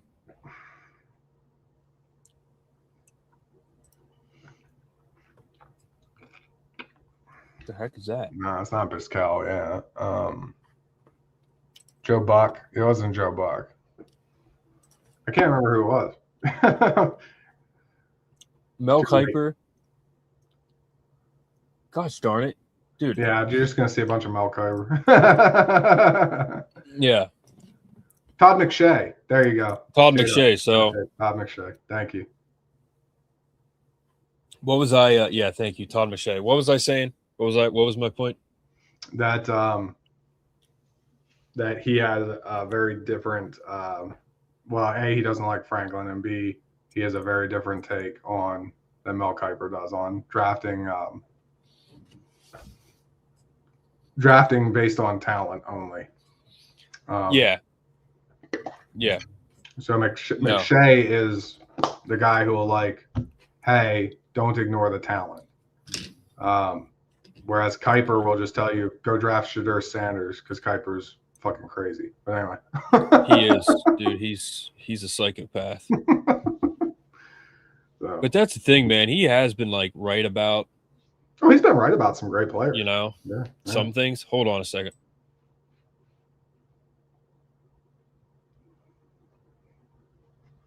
I was trying to remember what I. Oh, okay. What the point I was trying to make about when I was trying to remember Todd McShay. Do you remember what the point I was trying to make before I mentioned Todd McShay? My brain is failing me right now. I know. It's getting late, man. We were talking about linebackers in the sport and I think that was, oh my goodness, I'm drawing a blank myself now. Todd McShay going into that Ohio State Clemson game. Yeah, the Ohio State. Because I had Ohio State winning that game. That's right. And he said they were showing Trevor Lawrence warming up. He's like, don't bet against that man.